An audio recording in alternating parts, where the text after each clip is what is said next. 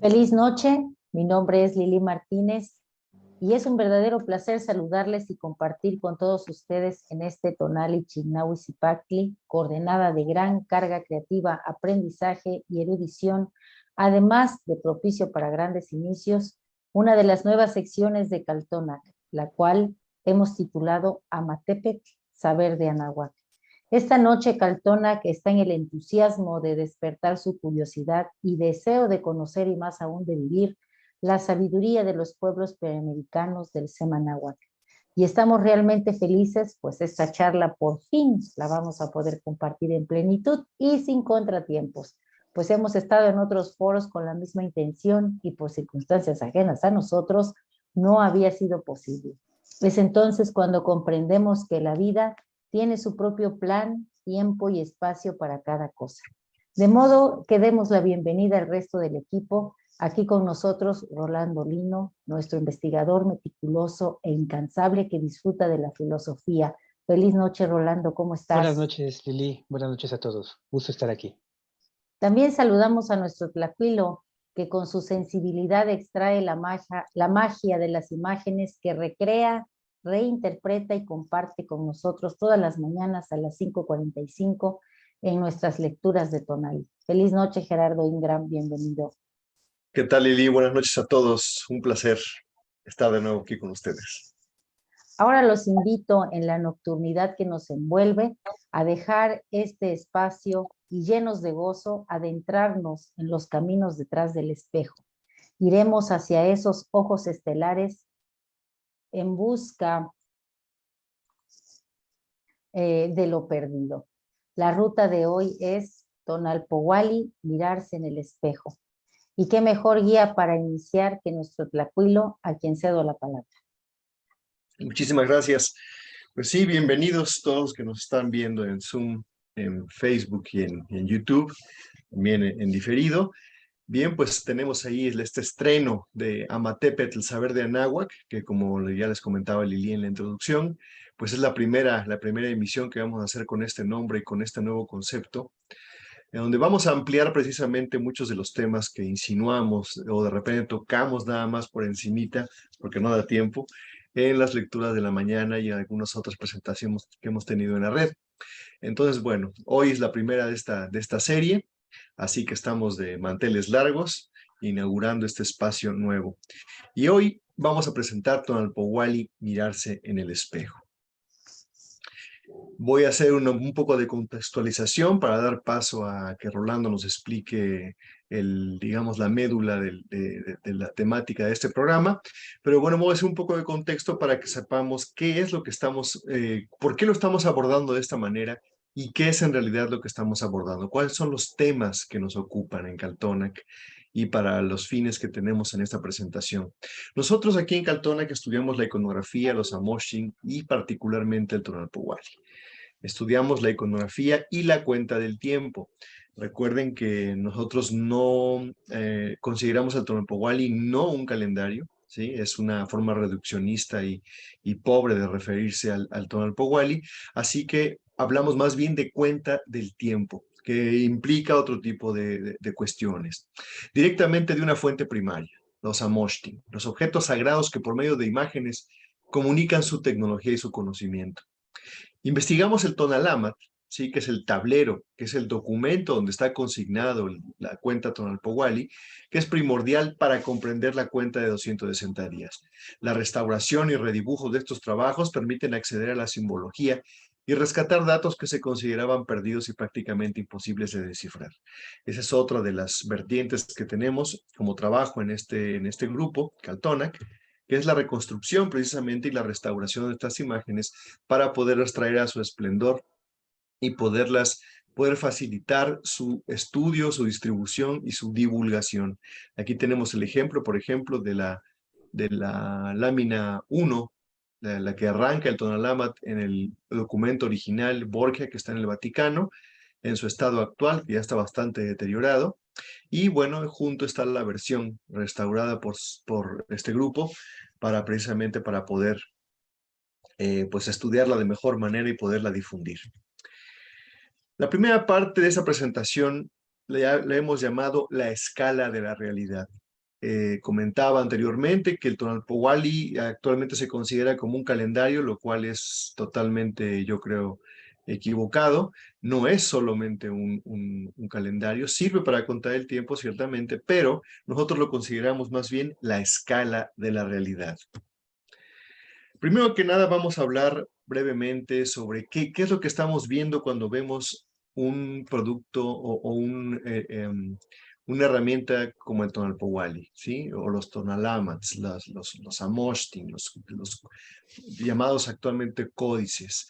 Estamos viendo arte o escritura. Recordemos que el arte simplemente en la actualidad pues, es una expresión, ¿sí? Cualquier persona que se pueda expresar medianamente bien y que sea capaz de justificar su expresión, se le llama arte. Y ya eso basta para que se exponga en una galería, se venda como arte, se presente en algún foro, etcétera, etcétera. Lo cierto es que en la antigüedad no existía el arte por el arte. Estábamos hablando más bien de un lenguaje en imágenes, ¿sí? De la misma manera que actualmente nos expresamos a través de logos, de escritura en letras, ¿sí? La escritura logográfica. En la antigüedad lo hacía mediante imágenes, es decir, todos los conceptos, el conocimiento, la ciencia, todo lo que valía la pena conservar como sabiduría del ser humano y perpetuarlo a lo largo de las eras, se plasmaba por medio de imágenes. Y aquí tenemos precisamente dos ejemplos, ¿sí? Muy conocidos. Del lado derecho tenemos los jeroglíficos egipcios, estos extraordinarios pues es extraordinario el lenguaje también que se basa en glifos y en imágenes muy bellas que están plasmados en pinturas y en grabados a lo largo de todo Egipto y que, bueno, pues son muy conocidos. Y junto tenemos una lámina del Amosti Borgia, ¿sí? Donde también vemos que hay otro tipo de lenguaje, pero también es pictográfico, también está expresado en imágenes. Este es el lenguaje de la antigüedad. Este es el lenguaje en el que las civilizaciones antiguas en todo el mundo expresaban su saber y su conocimiento. Otro detalle a mencionar es que nuestro enfoque es multidisciplinario y multicultural. El grueso de la información con la que contamos, ¿sí? y que nos permite precisamente comenzar a acceder a estos estudios, emana de estudios con fines y perspectivas históricos, antropológicos, arquitectónicos, astronómicos, arqueológicos, etc. Son perspectivas muy útiles, sin duda, que también son referentes y puntos de partida. Lo cierto es que se quedan cortas en algún momento. O sea, hasta cierto punto, desde su perspectiva particular de cada una de estas ciencias, pues sí lo llegan a tratar en su totalidad o de manera muy seria y muy profunda, pero hay otros aspectos que no se toman en cuenta. Y en ese sentido, nuestra propuesta es que es muy necesario que más profesionales de la imagen, historiadores del arte, diseñadores, artistas visuales o inclusive personas comunes y corrientes, pero que tengan una inclinación o un gusto específico por las artes gráficas, por la parte visual de la cultura, se adentren al estudio y del análisis de los documentos originales, los Amoxtli. Esto nos va a llevar, evidentemente, a descubrir nuevas vertientes y nos va a llevar necesariamente, lo cual ya hemos descubierto en nuestro trabajo en Caltona, que es a recategorizar, ¿sí? De la misma manera que estas disciplinas que mencioné anteriormente, pues tienen sus propias nichos de estudio y sus propias limitantes también, los actuales conceptos y categorías que utilizamos para estudiar, analizar e interpretar las expresiones culturales de los pueblos originarios nos sirven solo como punto de partida.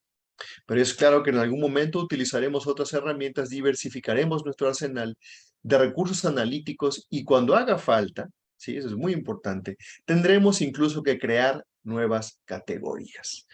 Es decir, cuando ya nos queda corto la forma en la que se estudia esta cuestión hasta el momento, pues es necesario para poder avanzar, necesitamos innovar, necesitamos crear nuevas categorías.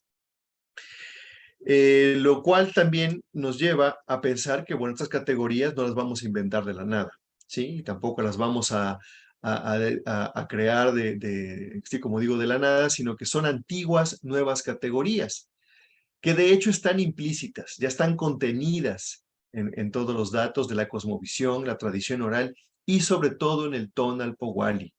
Aquí tenemos la imagen del libro, este extraordinario libro de la doctora Ana Díaz, que nos dice que el Tonal Powali nos va a revelar aspectos de la concepción temporal, la cultura visual y las formas discursivas gráficas de los antiguos pobladores del centro de México. Así de amplio era digamos, el lenguaje iconográfico, el lenguaje visual que utilizaban los antiguos mexicanos y que podemos actualmente consultar no solamente en los amoshtin, sino también en piedras, en estelas, en muros y también en los basamentos. Así que, y de esto están plagados los museos, ¿no? De imágenes que podemos ya, una vez que nos adentramos en este lenguaje, podemos comenzar a entender mejor. ¿Sí? No solamente ya desde el punto de vista estético y admirarlos como piezas bellamente ejecutadas, sino además porque sabemos que ya tienen conocimiento y un simbolismo implícitos. Así que estas categorías, ya dijimos, están implícitas en las mismas fuentes primarias de información. Y aquí nos viene otro tema importante, que son las fuentes primarias contra las fuentes novohispanas. Y pongo versus no por ponerlos como antagónicos, sino porque estamos hablando de cosas totalmente distintas. Los códices novohispanos frecuentemente son mencionados como la piedra roseta de Mesoamérica. Nuestro objeto de estudio involucra a los amoshtin, o sea, a las fuentes primarias, a los códices originales, prehispánicos, que no tienen ningún dato ni ningún viso de influencia europea. En cambio, y de estos hay muy pocos, hay apenas 16 de estos códices prehispánicos. En cambio, en las fuentes novohispanas tenemos cientos de lo que sí ahora podemos llamar códices novohispanos o códices coloniales, que pretendían de alguna manera recrear el lenguaje iconográfico, pero que ciertamente pues ya se había perdido esa tradición, ya se habían perdido todos esos datos, y algunos de los tanto indígenas como españoles que habitaban en esta época en México, pues se dieron a la tarea de recabar información de lo que todavía podían rescatar de la tradición oral y de las personas que recordaban, de los ancianos y de todas estas personas que tenían todavía datos en su cabeza, recuerdos de cómo era la cuestión, pues comenzaron a recabar estos datos y pretendían hacerlo de manera también gráfica, pero bueno, ya habían perdido la tradición de los tlacuilos. Así que cuando mucho estos documentos son valiosísimos para servirnos de puente entre la interpretación de un documento antiguo y digamos, la interpretación actual. Así que estos documentos sirven precisamente como un puente, como una piedra roseta, nada más como una especie de paso para poder acceder cada vez de manera más profunda a la información que está contenida ya netamente en los documentos prehispánicos. Lo cual nos lleva también a pensar en este paradigma de si son actualmente indescifrables. ¿Lo son realmente? La tendencia más notoria y que domina actualmente el pensamiento y que se difunde en la actualidad es pensar que los amoshli son indescifrables. Nadie los puede leer. Ya es imposible. Aprovechándolo ya avanzado y contando con tantas piedras Rosetta, ¿sí? Los documentos coloniales que ya mencioné, que tenían ilustraciones, ya no tenían lenguaje iconográfico, hay que decirlo. Esto ya eran ilustraciones, eran simples dibujos que acompañaban a unos textos. En realidad la información valiosa de los códices coloniales está básicamente en el texto. No quiero decir que las imágenes no tengan valor, pero ya no tienen el valor ni el simbolismo implícito que tenían los documentos originales. Mediante estos documentos es posible ir develando poco a poco sus misterios y sobre todo recuperar esas tecnologías para su puesta al día y su utilización. Es decir, si le servían como guía para la vida a los seres humanos de la antigüedad, bueno, podemos intuir que nos sirven también a nosotros en la actualidad. El ser humano no ha cambiado mucho en todo este tiempo. Para esto también hay que mencionar otra dificultad, otro detalle a tener en cuenta, ¿sí? Que estos documentos no se leían como nosotros leemos actualmente un periódico, una revista o una novela, ¿no? Para leer estos documentos se requería no solamente tener un conocimiento vasto de lo que se estaba consignando ahí, sino además conllevaban todo una ceremonia. Era un lenguaje ritual que estaba compuesto no solamente por el documento, donde estaban las imágenes ya puestas, ya estaban puestas las imágenes, sino que estaba acompañado por una serie de conjuros, de cantos, de invocaciones, de rezos, de recitaciones, de mantras, de música, incluso también de sonidos, como la música, ya lo mencioné, tal vez también olores, ¿sí? Y todo un complejo de ritualidad que se pueden imaginar que no era cualquier cosa sentarse a leer un documento de estos. Así que entonces, a pesar de que contemos con los documentos originales, es necesario ir armando este rompecabezas con toda la información que proviene a lo mejor de conjuros, de mitologías, de tradición oral. Es decir, estamos ante un reto bastante importante en el que sabemos que esta cultura, para poderla comprender cada vez mejor, tenemos que como me gusta decirlo siempre, pues ir juntando las piezas del rompecabezas, ¿sí? Para poderlo reconstruir. Así que bueno, entonces a este lenguaje ritual tenemos que tener en cuenta que estaba compuesto también no solamente de las imágenes, sino de una serie de recitaciones y de un ambiente específico para poderse leer en su totalidad. A este respecto me gustaría platicarles brevemente la anécdota de Yuri Norosov, que él logró un logro impresionante. Se consideraba en el siglo XIX y principios del XX que la escritura maya, ¿sí? El arte maya, era indescifrable, ¿sí? Bueno, al igual que todo lo que está en México, ¿no? Como ya se había destruido todo, ya no se tenía nada, lo único que teníamos era precisamente los códices coloniales como punto de referencia. Se decía que la escritura maya era indescifrable, que no había manera de descifrarlo. Lo cierto es que este señor ruso, fascinado ante los libros de arte maya, se dio a la tarea de estudiar y de meterse de lleno allá en Rusia, porque nunca visitó México sino hasta los 80 y tantos años, pero en el momento que se decidió hacer ese trabajo, él lo hizo allá en Rusia, simplemente con libros y con fotografías que fue consiguiendo de la cultura maya, y simplemente con el famoso alfabeto de Landa. Fray Diego de Landa, que fue quien destruyó, es famoso por haber destruido en un gran acto de barbarie, haber quemado cientos y cientos de documentos y objetos de arte maya. Luego se arrepintió y recopiló lo que él creyó pues era la clave para poder descifrar el arte maya, ¿no? Y hizo una tablita con unos cuantos jeroglíficos que él copió, mal copió, y que según él eso era lo que pudo recabar de los mayas que todavía vivían acerca de, bueno, cómo descifrar su escritura. Entonces Norosov, basado en eso, pero con el enfoque del lingüista, el enfoque de un filólogo, logró lo que los arqueólogos y los historiadores no habían logrado.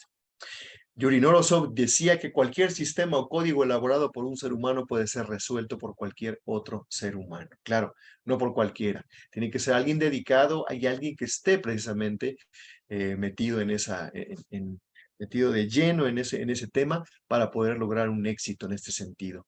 Él decía que en realidad, después de que hizo este gran descubrimiento que a partir de ese año pues se ha venido desarrollando y se ha venido evolucionando a pasos agigantados el desciframiento del resto de los documentos mayas, que hay por cientos en estelas y en monumentos. Él decía que en realidad él no había hecho nada, solo seguía a Landa y así llegué al éxito. Lo cierto es que Landa siempre estuvo allí, lo conocían los historiadores, lo conocían los arqueólogos, pero ellos no pudieron lograr lo que Norosov como lingüista sí logró. Lo puse como ejemplo aquí precisamente por el enfoque que comentábamos hace rato, de que consideramos que en la medida en la que más personas, filólogos, claro, aquí mencionando a Norosov, y también personas que sean expertos en la imagen, pueden lograr un desciframiento y un avance en la interpretación de los códices del centro de México. Particularmente dentro de los Amoshtin, dentro del lenguaje iconográfico, hay una herramienta que es primordial: el Tonalpohualli. La cuenta que lo cuenta todo. Insisto, no es un calendario, ¿sí? Sirve para llevar el conteo del tiempo, sin duda, pero sirve para muchas otras cosas más. Vamos a compartirles aquí algunas perspectivas al respecto. El Tonalpohualli es un sistema milenario utilizado por los pueblos del territorio que hoy ocupa México. Los olmecas, los mayas, los zapotecos, los mixtecos, los mexicas. A lo mejor cada uno de estos pueblos y con sus diferentes lenguas tenían una palabra distinta para designar el Tonalpohualli, a la cuenta de 260. Lo cierto es que sabemos que ya lo utilizaban desde épocas remotísimas. Esta herramienta organiza el tiempo y el espacio. Aquí ya comenzamos a entender que no solamente es para contar el tiempo. No es un simple calendario. También organiza el espacio, basado en las coordenadas que forman los dos factores principales de estas matemáticas, el 13 y el 20. Así que es una herramienta donde confluyen un montón de ciencias, ¿sí? Y que nos permite precisamente acceder a un montón de información. A nosotros nos gusta y hemos descubierto, nos gusta pensar, y estamos convencidos de ello más bien, que estudiar la cultura del México antiguo requiere de repente de una guía. Se puede abordar desde muchas perspectivas, desde la perspectiva de la tradición, de la academia, de la historia, de la antropología, de la arqueología, del folclore, desde muchas perspectivas, y lo cual resulta un reto enorme de por sí. Pero si tenemos una guía como el Tonalpohualli, hemos descubierto que es la columna vertebral donde confluyen precisamente todos estos saberes, todas estas disciplinas, todos estos datos para poder comprender a cabalidad y en profundidad de manera más profunda esta cultura por medio del Tonalpohualli. Intlili-Intlapali, este difracismo que está en náhuatl, que se traduce tradicionalmente como la tinta negra, la tinta roja, que en realidad alude al conocimiento puesto en imágenes. La creación de la escritura, y eso es importante mencionarlo, es una de nuestras bases digamos que filosóficas y que rige nuestro enfoque de estudio. La creación de la escritura en imágenes y de las cuentas temporales nacieron al mismo tiempo. Es decir, no es una cosa diferente de la otra, son lo mismo. Esta escritura en imágenes fue creada a la par de la noción y la creación del conteo del tiempo a la manera del antiguo México. La iconografía y la calendárica, por llamarlo de alguna manera, van de la mano. Están indisolublemente imbricados y constituyen la base misma del conocimiento. Conocimiento el cual le fue otorgado a la humanidad nada menos que por Quetzalcóatl. ¿Sí? Recordemos que Quetzalcóatl es el creador del hombre, el creador del maíz, y también es el que otorgó a la humanidad todas las herramientas necesarias para poderle permitir al hombre entender su lugar en el cosmos, entender su lugar en la naturaleza que lo rodeaba, y no solamente eso, sino entenderla y poderla conocer para su provecho, ¿sí? Para poder aprovecharse de ella. No explotarla, sino aprovecharse de manera armónica y poder precisamente vivir de ella, aprovechar lo que pueda de ella y también prevenir aquellos peligros que también venían de esta naturaleza y de este ambiente. Se decía que dicha cuenta, y la escritura, por lo tanto, había sido entregada a la humanidad por su gran benefactor, Quetzalcóatl. El Tonalpohualli es todo un complejo sistema de relaciones que permitían dar ritmo, forma y medida al tiempo regular o ordinario, del mismo modo que lograba permitir incidir en la resolución de situaciones inesperadas y de problemas, otorgándole sentido y afectando su dirección y desenvolvimiento, además de permitir la renovación ordenada del sistema. Aquí con esta frase ya podemos intuir lo importante y lo relevante de esta herramienta, de esta cuenta. Aquí decíamos que está conformada por el 13 y el 20. Aquí tenemos un gráfico muy sencillo que pretende explicar esta situación, donde precisamente en el Tonalpohualli confluye lo divino y lo mundano. ¿Sí? Confluye el numeral 13 a través de los números que, por cierto, no están mostrados en el tablero, simplemente están están implicados, pero no están expresamente colocados ahí. Y el espacio es el tiempo a través del número 13, que es la parte abstracta, lo intangible, lo invisible, lo divino, ¿sí? A través del número 13. Y a través del número 20, que son los 20 glifos del Tonal Powali, está representado el espacio, la naturaleza que nos rodea y donde habitamos, que esto representa lo concreto, lo material, lo visible, lo mundano. Así que en esos dos ejes donde confluyen lo divino y lo mundano, el 13 y el 20, el tonal y el nahual, y pues nos podemos seguir así con una serie de conceptos, es lo que confluye precisamente en la lectura del Tonal Powali. Y aquí viene otro detalle importantísimo que nosotros consideramos vital para poder acceder no solamente a su conocimiento, a su comprensión, sino al descubrir todo lo que está implicado en el Tonal Powali, que es objeto de estudio versus herramienta experiencial. No es lo mismo estudiar el Tonal Powali, es decir, conocer que el 13 y el 20, que son los tonalis, y que, es decir, el estudio del mecanismo que constituye el Tonal Powali lo podemos aprender de manera bastante sencilla, en unas pocas horas, le dedicamos unas pocas de lectura seguramente, o si nos topamos con un buen texto que sea lo suficientemente elocuente, lo podemos comprender de manera muy sencilla, muy rápido, muy fácil. Pero no se trata nada más de eso. Se trata de convertirlo en una herramienta experiencial, es decir, de poderlo aplicar, ¿sí?, de la manera en la que dominaba la vida de los antiguos mexicanos. Además de estudiarlo, hay que experimentarlo a nivel del ser, o sea, de manera cotidiana en la vida propia, en la vida personal, para percibir el influjo y los ciclos de acuerdo al estudio detallado de los distintos niveles y conceptos que confluyen en cada una de las coordenadas que produce cada tonali. Conocer los atributos, las cualidades, las energías, los númenes, las deidades regentes, los colores, los rumbos, las aves acompañantes, etcétera, etcétera, etcétera. Una serie de datos que sabemos que confluyen en cada una de las coordenadas y que nos van a dar precisamente la posibilidad de experimentar este nuevo tipo de comprensión, no solamente del tiempo, sino del espacio y de cómo opera el hombre en medio de toda esta serie de ciclos que confluyen en el Tonal Powali.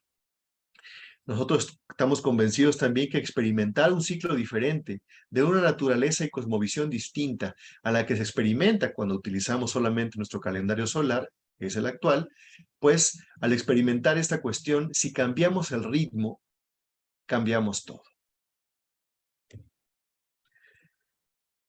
Decíamos hace rato que el Tonal Powali es fuente de sus propias categorías, es decir, cuando ya no encontremos con nuestra ciencia y nuestras categorías actuales con las que manejamos y estudiamos, va a ser necesario voltear al mismo Tonal Powali, a los mismos Amoxtli, para poder encontrar esas categorías. Así que como objeto de conocimiento reúne y amalgama todas las categorías conceptuales y numéricas para acercarnos cada vez más a la cosmovisión de los pueblos originarios. Aquí entra en juego de nueva cuenta el ya mencionado lenguaje iconográfico, como la herramienta por excelencia que nos han dejado como evidencia y registro del conocimiento, no solo en los Amoxtli, sino también en piedras, en monumentos, en basamentos y en objetos cotidianos. Esto en conjunción con las informaciones e investigaciones que emanan de las ciencias que ya mencioné, como la etnografía, la antropología, la historia, la arqueología, y también de la tradición oral, nos van a posibilitar la reconstrucción de este rompecabezas que ya mencioné también anteriormente. Aquí también quiero traer a su atención este concepto novedoso, ¿sí?, acuñado por nuestro amigo César Morlán Valle, ¿sí?, nuestro amigo y colaborador, que dice él que el Tonal Powali es una herramienta crono-ontológica. Los calendarios mexicanos antiguos no son una simple representación, descripción del tiempo. El Tonal Powali es una herramienta ontológica, más concretamente crono-ontológica. Es decir, alude a la cuestión del conteo del tiempo y alude también a la forma en la que el ser puede ser transformado a través de este mismo orden, de este mismo ordenamiento. Es una herramienta ontológica de descubrimiento de la matemática y el orden de la naturaleza, como una forma de autoconocimiento del ser. Una que el ser humano puede utilizar para participar de la creación. Bueno, y hasta aquí mi contextualización, mi aporte. Queríamos entrar en contexto con esta parte para poder ya darle paso al tema en sí, que es mirarse en el espejo, para lo cual me gustaría pues pasarle el micrófono brevemente a nuestra compañera Lili, que nos va a dar unas palabras de introducción a este tema, y ya después para pasar de lleno al tema que nos ocupa el día de hoy. Muy bien. Mirarse en el espejo. El espejo de Tezcatlipoca, el señor que todo lo ve, el que está en todas partes, el guerrero nocturno que nos va poniendo a prueba. Más aún, esa zona que nos llama. Un portal misterioso es el espejo, a veces absurdo, espacio que muchas veces nos vuelca de cabeza por lo que podemos encontrar en él. Ciertamente el espejo oscuro inspira respeto y otras tantas veces temor, pues supone el riesgo de perderse en sus oleajes oscuros, fríos y totalmente nuevos para muchos. Es tal cual caer al infinito. Y yo me pregunto el porqué de ese temor al mirarme en el espejo, si voy por la vida reflejándome en cada ser que se cruza en mi camino, en otro que soy yo mismo, pues es la manera en que la vida me habla, me invita a hacerme un observador consciente a través de lo que veo en los demás, que reconozco lo que hay en mí. Cada vez que cambie la manera de dirigirme a los otros, que emita pensamientos positivos y busque la luz en ellos, por pequeñita que ésta sea, yo estaré barriendo toda esa hojarasca que esconde mi esencia divina. Cada vez que mi rostro se refleje en el espejo, seré cuidadoso de ver mis virtudes más que mis defectos.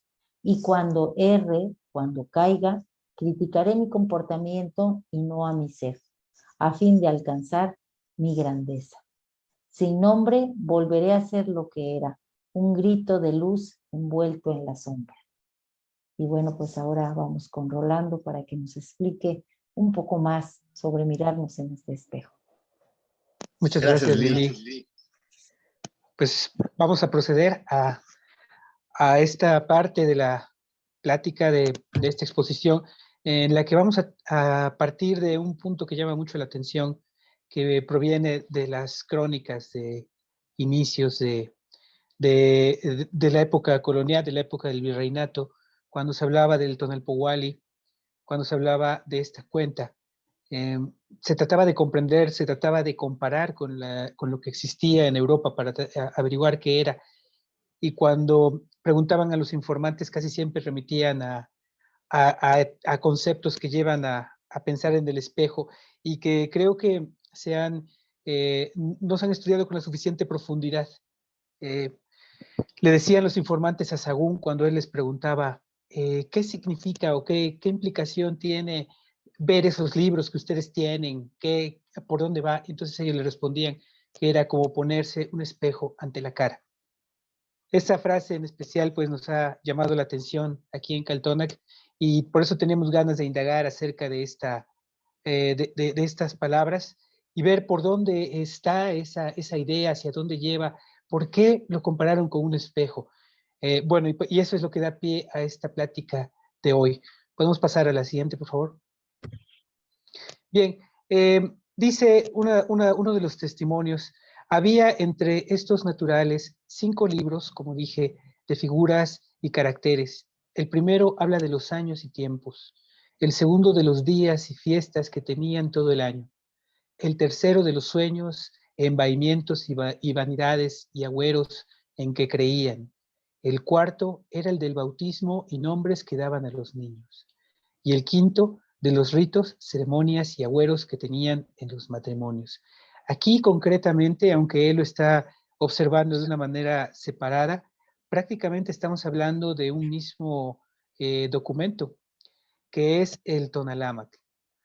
Y como Tonalámatl también podríamos tomar como ejemplo el llamado Códice Borgia, que a nosotros nos gusta decirle el Amochtli Borgia, porque precisamente en este artefacto, en este objeto, podemos encontrar donde se nos habla de los años y los tiempos, también se nos habla de los sueños, también se nos habla del nacimiento de los niños y de lo que se hace con ellos y de cómo se les asigna nombre. Y también se habla de los matrimonios, de las parejas, Entonces, estos libros están ahí. También alguna vez escuché que alguien decía que estos libros estaban perdidos, ¿no? Y nos dejaba en un sentimiento así como de nostalgia y un sentimiento de impotencia ante la idea de que nunca íbamos a poder recuperar ese conocimiento. Por fortuna no es así. Por fortuna contamos con el Tonalámatl y ahí está contenida toda esta información. Nada más es cuestión, como ya lo platicaba Gerardo, de esforzarse y poder penetrar en sus mensajes. Esos libros articulaban el más breve ciclo adivinatorio de 260 días que gobernaba todos los detalles de la vida y extendía su ámbito incluso a la propia muerte. Llamados Tonalámatl, que significa el libro de los días, presentaba ciclos del tiempo adivinatorio como armaduras entrelazadas a las que se asignaban.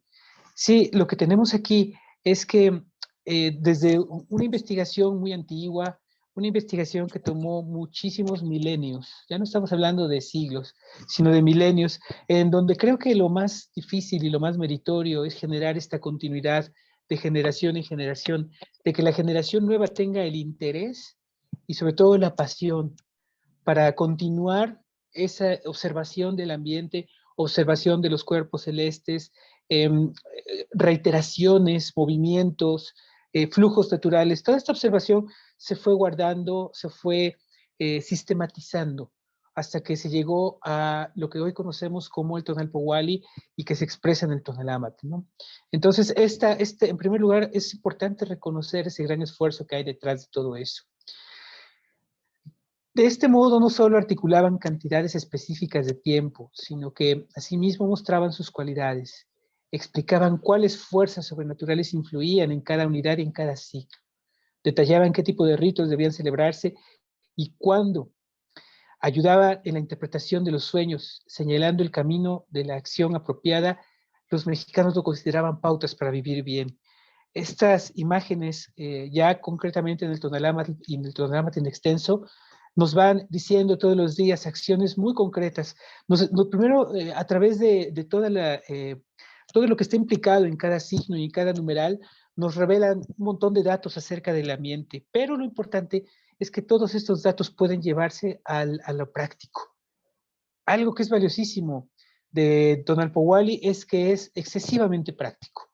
Yo diría que de otra manera no funciona.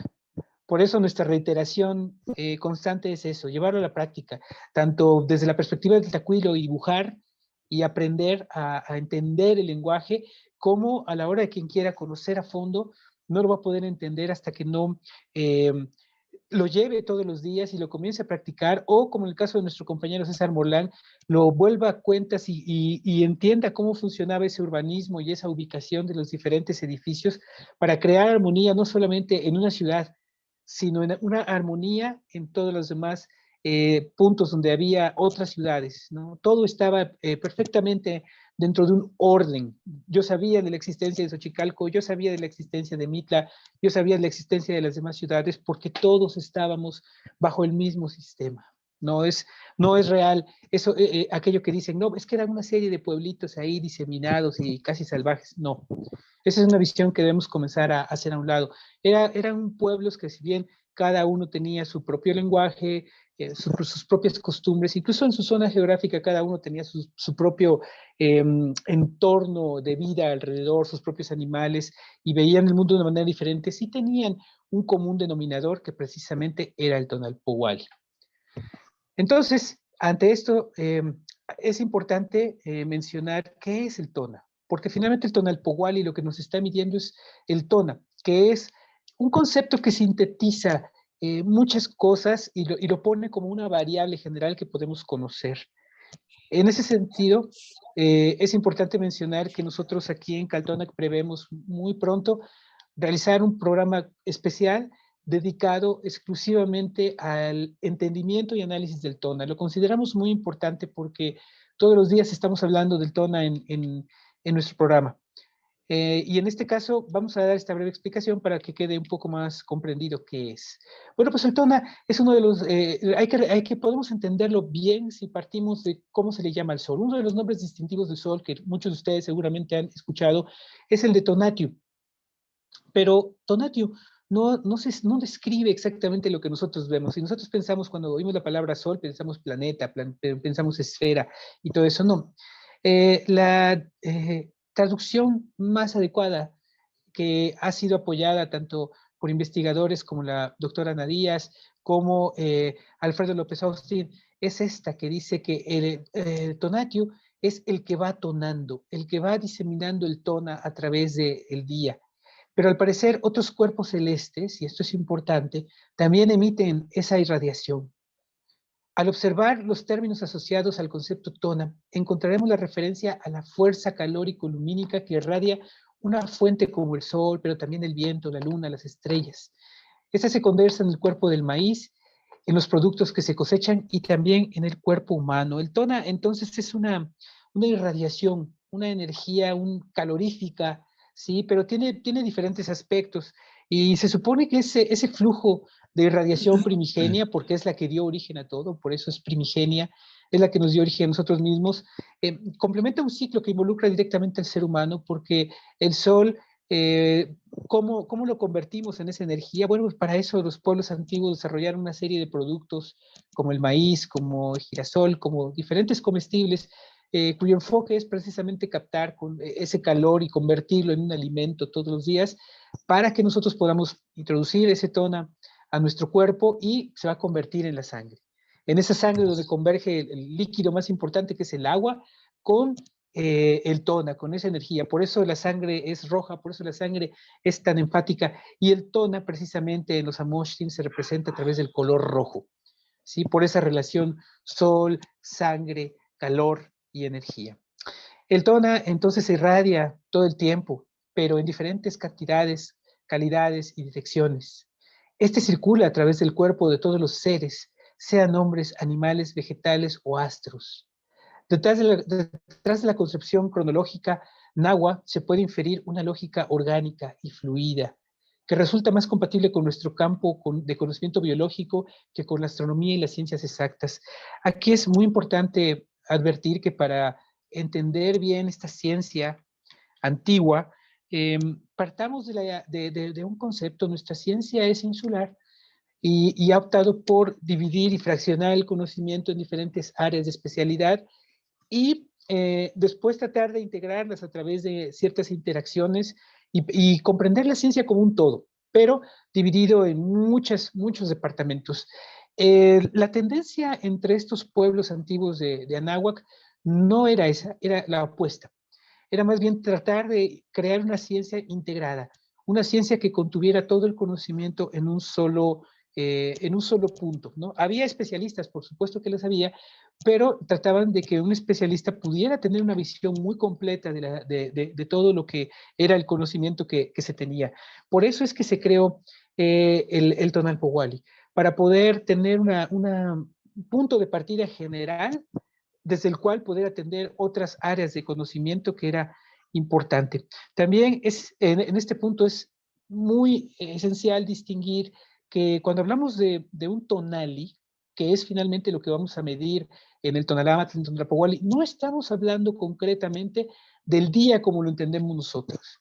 Para nosotros el día es las 24 horas desde que empieza la medianoche, sale el sol circula por el cielo, se pone y llega a la siguiente medianoche. Para ellos, el tonali, ¿sí? Describe la irradiación que se tuvo en un día. Entonces, esta irradiación va a estar estudiada a través de los diferentes elementos, como estos que estamos viendo en este momento en pantalla, que pues son los 9 señores de la noche, que es uno de las variables que se integran a toda la cuenta que se lleva, ¿no? Cada signo y numeral tiene una fuerza animada. Así, las fechas del tonali incorporan la influencia de por lo menos 3 númenes, y ahí la van cargando todo el día.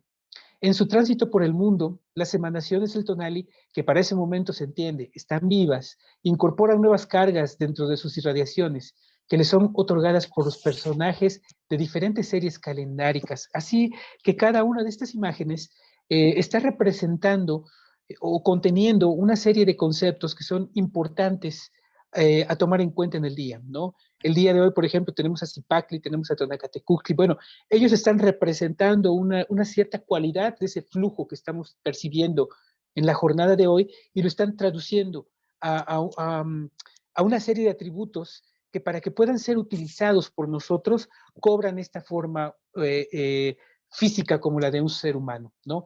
Además, cada día recibe influencia de un rumbo cardinal expandiendo la esfera cronológica a una dimensión espacial. Cada uno de los tonalis va en un orden específico. Aquí el orden es claro. Vamos oriente, norte, poniente, sur, ¿no? Tlahuiztampa, Mictlampa, Cihuatlampa, Huitztlampa, siempre en ese orden. Vamos circulando, como si fuéramos girando en contra de las manecillas del reloj todos los días, ¿no? Lo que tienen estos maravillosos artefactos, estos maravillosos instrumentos, es que explican leyes universales y cómo influyen estas en los diferentes aspectos de la vida. Aquí estamos hablando de que este Tonalpohualli, el Tonalpohualli, esta cuenta de 260 días, nos permite decir muchas cosas, ¿no? Señalan el futuro y no el pasado. Los libros adivinatorios se concentran en la forma en que son ahora las cosas. Si bien muchas imágenes nos piden introspección y nos piden ir hacia atrás para traer memoria, porque finalmente la memoria es donde está contenida toda lo que somos.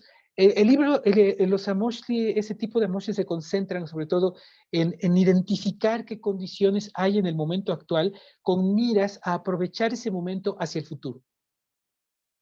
En un presente que continúa en el futuro y además muestran potenciales por sus ventanas que permiten ver los peligros y los triunfos que nos esperan. Podemos nosotros a través de esto, no es como la magia como lo entenderíamos como algo fantástico, es una magia real, porque cuando uno comienza a llevar la cuenta todos los días, se empieza a notar cómo puede adelantarse a las circunstancias. Si usted tiene, por ejemplo, que hacer un viaje, puede encontrar, créame, el día más propicio para hacer el viaje. Si usted quiere arrancar un proyecto, quiere arrancar algo que es muy complicado, puede utilizar diferentes ciclos. Puede decir, voy a realizar una tarea en una trecena. Voy a realizar una tarea en un ciclo de 4 trecenas, que está perfectamente delimitado en el Totanámetro Extenso, de 52 días. Y si usted dice, voy a realizar un proyecto, como en nuestro caso fue, vamos a realizar Caltonac, va a utilizar un ciclo de 260 días, incluso más 13, que es nada menos que el ciclo completo de gestación del ser humano. Así que esta herramienta nos provee toda clase de ciclos para poder aprovecharlos y la metodología se va adecuando a ellos. Hay una metodología a 52 días, hay una metodología a 260 días, hay una metodología a 4 días, a simplemente el recorrido por los rumbos. Nosotros nos notamos en la lectura diaria cómo partimos del día C y cuando llegamos al día Macuili, ya pasó un ciclo. Ya se nos plantearon una serie de actividades que nos han permitido un desarrollo. Entonces, una vez que se va conociendo la herramienta, podemos ir haciendo planes sobre esos ciclos y decir, no, esto lo puedo solucionar en 4 tonales. Esto lo puedo solucionar. Ahí, por ejemplo, estamos viendo al lado derecho una trecena completa. En el Tonalámatrin Extenso desplegamos 4 trecenas y ahí tenemos una buena propuesta. Como pueden ver en la parte inferior, tenemos lo que le llamamos los pronósticos, las imágenes mánticas, que son la parte práctica del Tonalámatrin. Por eso es que el Tonalámatrin es la llave para entender un documento tan interesante y tan complejo a la vez como lo es el Amoshli Borgia. Por eso nosotros ponemos aquí junto la tabla periódica de los elementos, porque cuando uno comienza a llevar la cuenta, cuando uno se comienza a familiarizar con lo que va implicando lo que nosotros le llamamos cada coordenada, es decir, no es lo mismo que tengas un Olin como este que acaba de pasar para nosotros, que es Macuili Olin, a que tengas Matlacli Guanjay Olin, un 13 Olin. Su combinación de númenes, de atributos de número, de ave acompañante, de pronóstico, es distinta para cada situación. Pero una vez que tú logras ir comprendiendo este flujo, este constante cambio, estas 260 coordenadas tan distintas que fueron muy bien estudiadas, tienes llave para conocer el resto del documento, en el caso, por ejemplo, de la Amoshli Borgia, pero no solamente eso. También vas a tener la posibilidad de que ahora cuando llegues al Museo de Antropología de la Ciudad de México o al maravilloso Museo de Antropología de la Ciudad de Jalapa, a cualquiera de los museos de sitio, a cualquier museo del país, a cualquier zona arqueológica, y veas los signos, ya no te van a ser desconocidos. Te van a resultar completamente más familiares. Vas a comenzar a notar que hay marcadores de tiempo, que hay elementos que indican cosas, y aunque no te sea fácil reconocer un símbolo, probablemente aparezca algo que no tiene mucho que ver con tu propia cultura, sí vas a ser capaz de comenzar a encontrar una forma de abordarlo de una manera mucho más clara. Vas a decir, tengo que ir por aquí, por allá, ¿qué estará diciendo esto? Y te va a salir muy fácil. En una de esas tendrás oportunidad incluso de empezar a hacer tus propias conclusiones, tus propias aportaciones, porque es parte de la misión de estas imágenes. No sé si hasta aquí mis compañeros tienen ganas de hacer algún comentario, quieren hacer alguna aportación de lo que llevamos transitado hasta el momento. No, pues nada más abonar, ¿no? A todos los comentarios que ya hiciste, sí, de manera tan clara acerca de todas las herramientas que están implícitas en el Tonalpohualli, ¿no? Todo lo valioso que está contenido ahí y de cómo en la medida en la que lo conozcamos, pues a profundidad, nos va a permitir acceder no solamente a herramientas nuevas para nosotros mismos, sino a la comprensión de la cultura y del lenguaje que está, pues, en los museos, en los libros, ¿sí? Que es un lenguaje que realmente, pues, hasta cierto punto nos había estado siendo, pues, por lo menos escondido, ¿no? No teníamos acceso a él, ¿no? De manera directa. Y creo que si bien requiere de mucho trabajo, de mucho esfuerzo, de mucha observación y de mucho estudio, pero sí es muy posible comenzarse a adentrar en todas las temáticas y el conocimiento que está implícito ahí.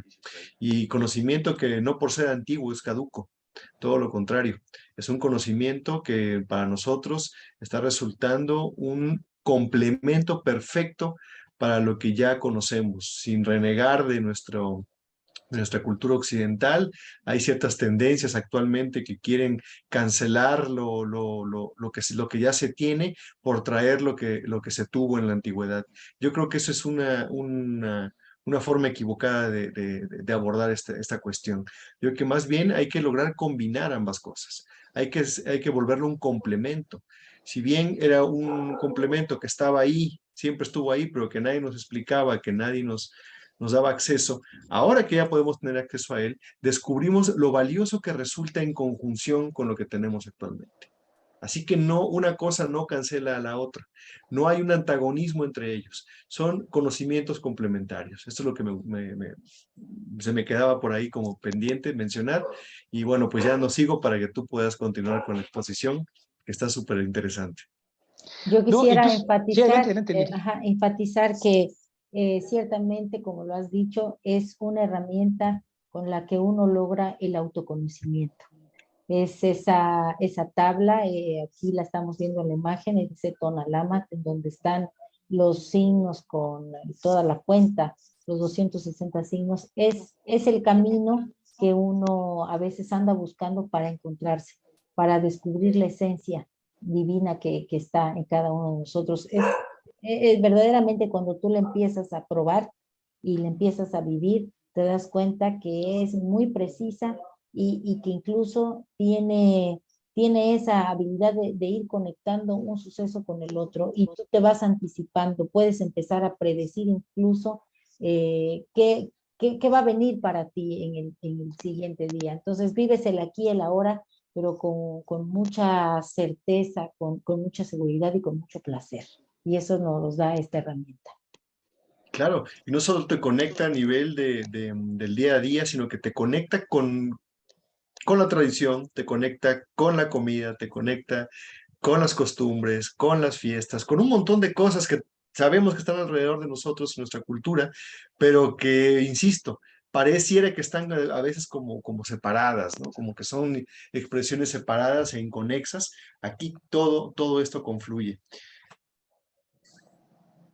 Muy bien.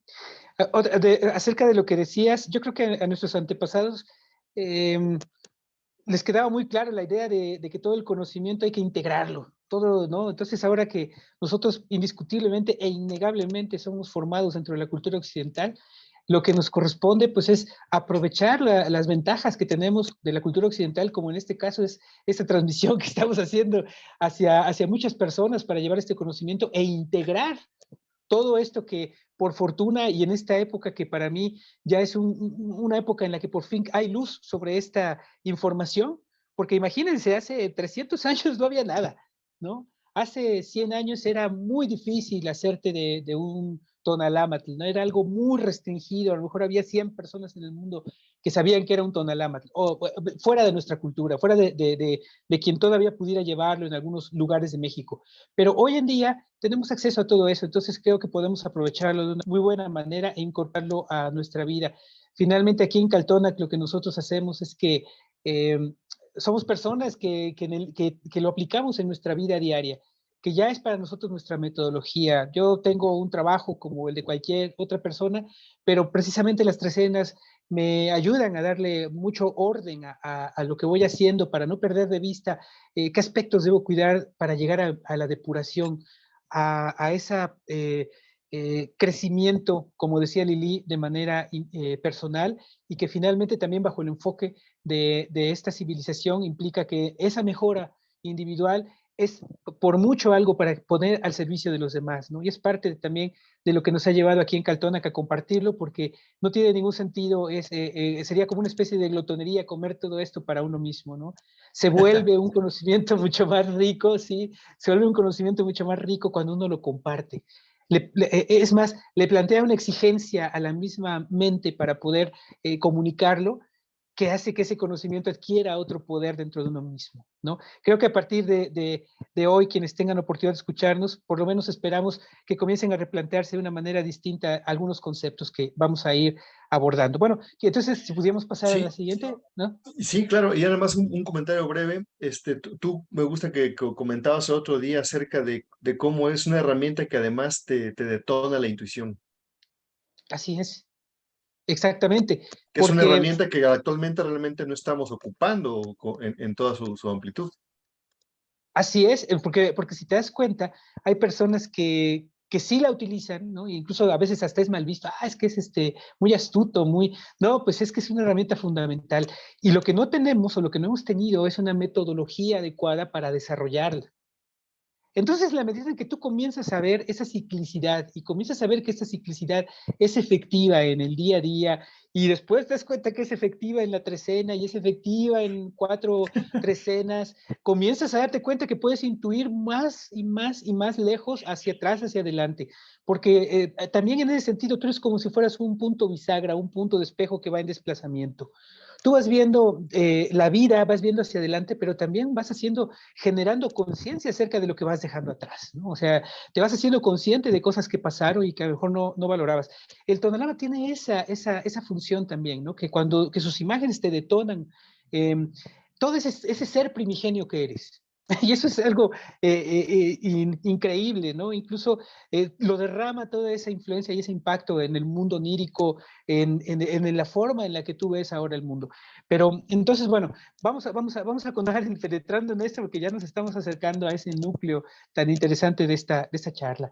Bueno, entonces, una condición muy importante acerca de estos artefactos, acerca de estos instrumentos, que yo me resisto, trataré de utilizar lo menos posible el concepto del libro para diferenciarlo, ¿no? Estos artefactos tienen más el sentido de un tablero, ¿sí? Los códices adivinatorios reúnen información en unidades independientes, almanaques y protocolos, prescripciones para rituales. Cada almanaque o protocolo funciona con total independencia de los demás. Cada uno está gobernado por sus propiedades semánticas. Todos aparecen como entidades autónomas pero complementarias. Un usuario no lee uno de estos libros de principio a fin, sino que busca selectivamente información pertinente a una situación en particular.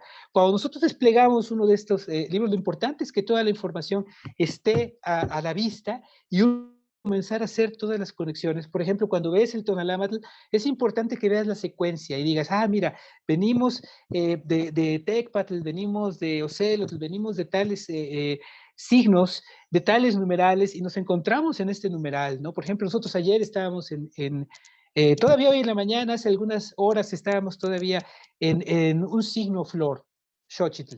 Sí, y eso tiene implicaciones muy claras, y además hacía cruces con determinados númenes que dan una lectura del ambiente específica. Eso es muy importante entenderlo para conocer el de hoy.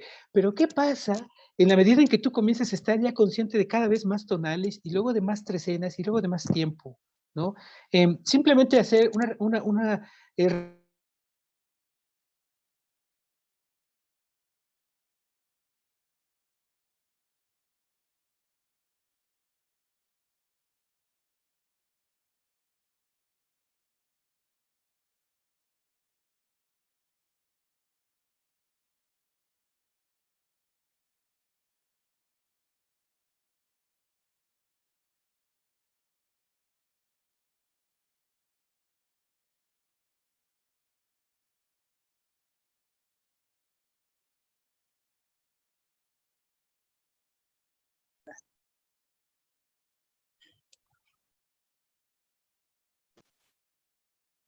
disculpa, algo pasó, no sé. De repente y estoy de vuelta. Sí, algo de pasó repente raro. se congeló y me botó el internet, pero Sí, a mí también. seguimos. Seguimos entonces con la plática, perdón, nada más por esta pequeña Sí, sí, pausa, claro. pero decíamos que una vez que se generan estas interacciones, estas interacciones comienzas a entender de una manera distinta porque comienzas a desplegar el tonalama.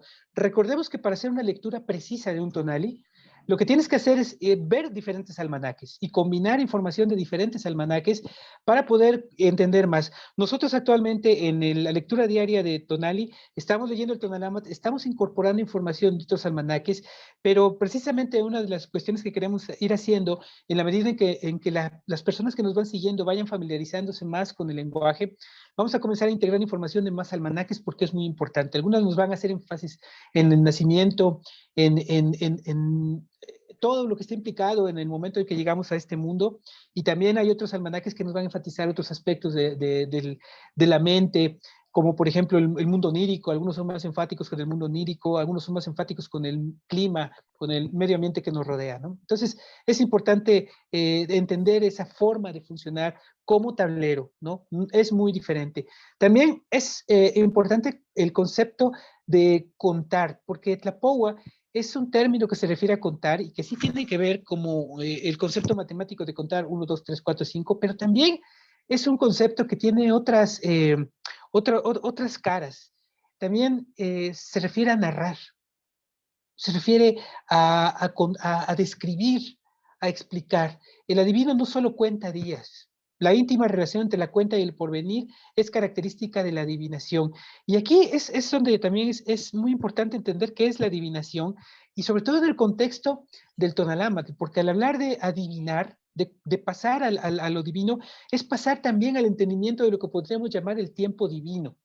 Ya no el tiempo laboral y económico, que es el que nosotros estamos acostumbrados a llevar, porque nosotros medimos un día de 24 horas, una semana de 7 días, en de 5 de trabajo, 2 de descanso, un año, vacaciones, y se dan cuenta, eh, tenemos una tendencia es demasiado fuerte hacia verlo todo en el aspecto laboral.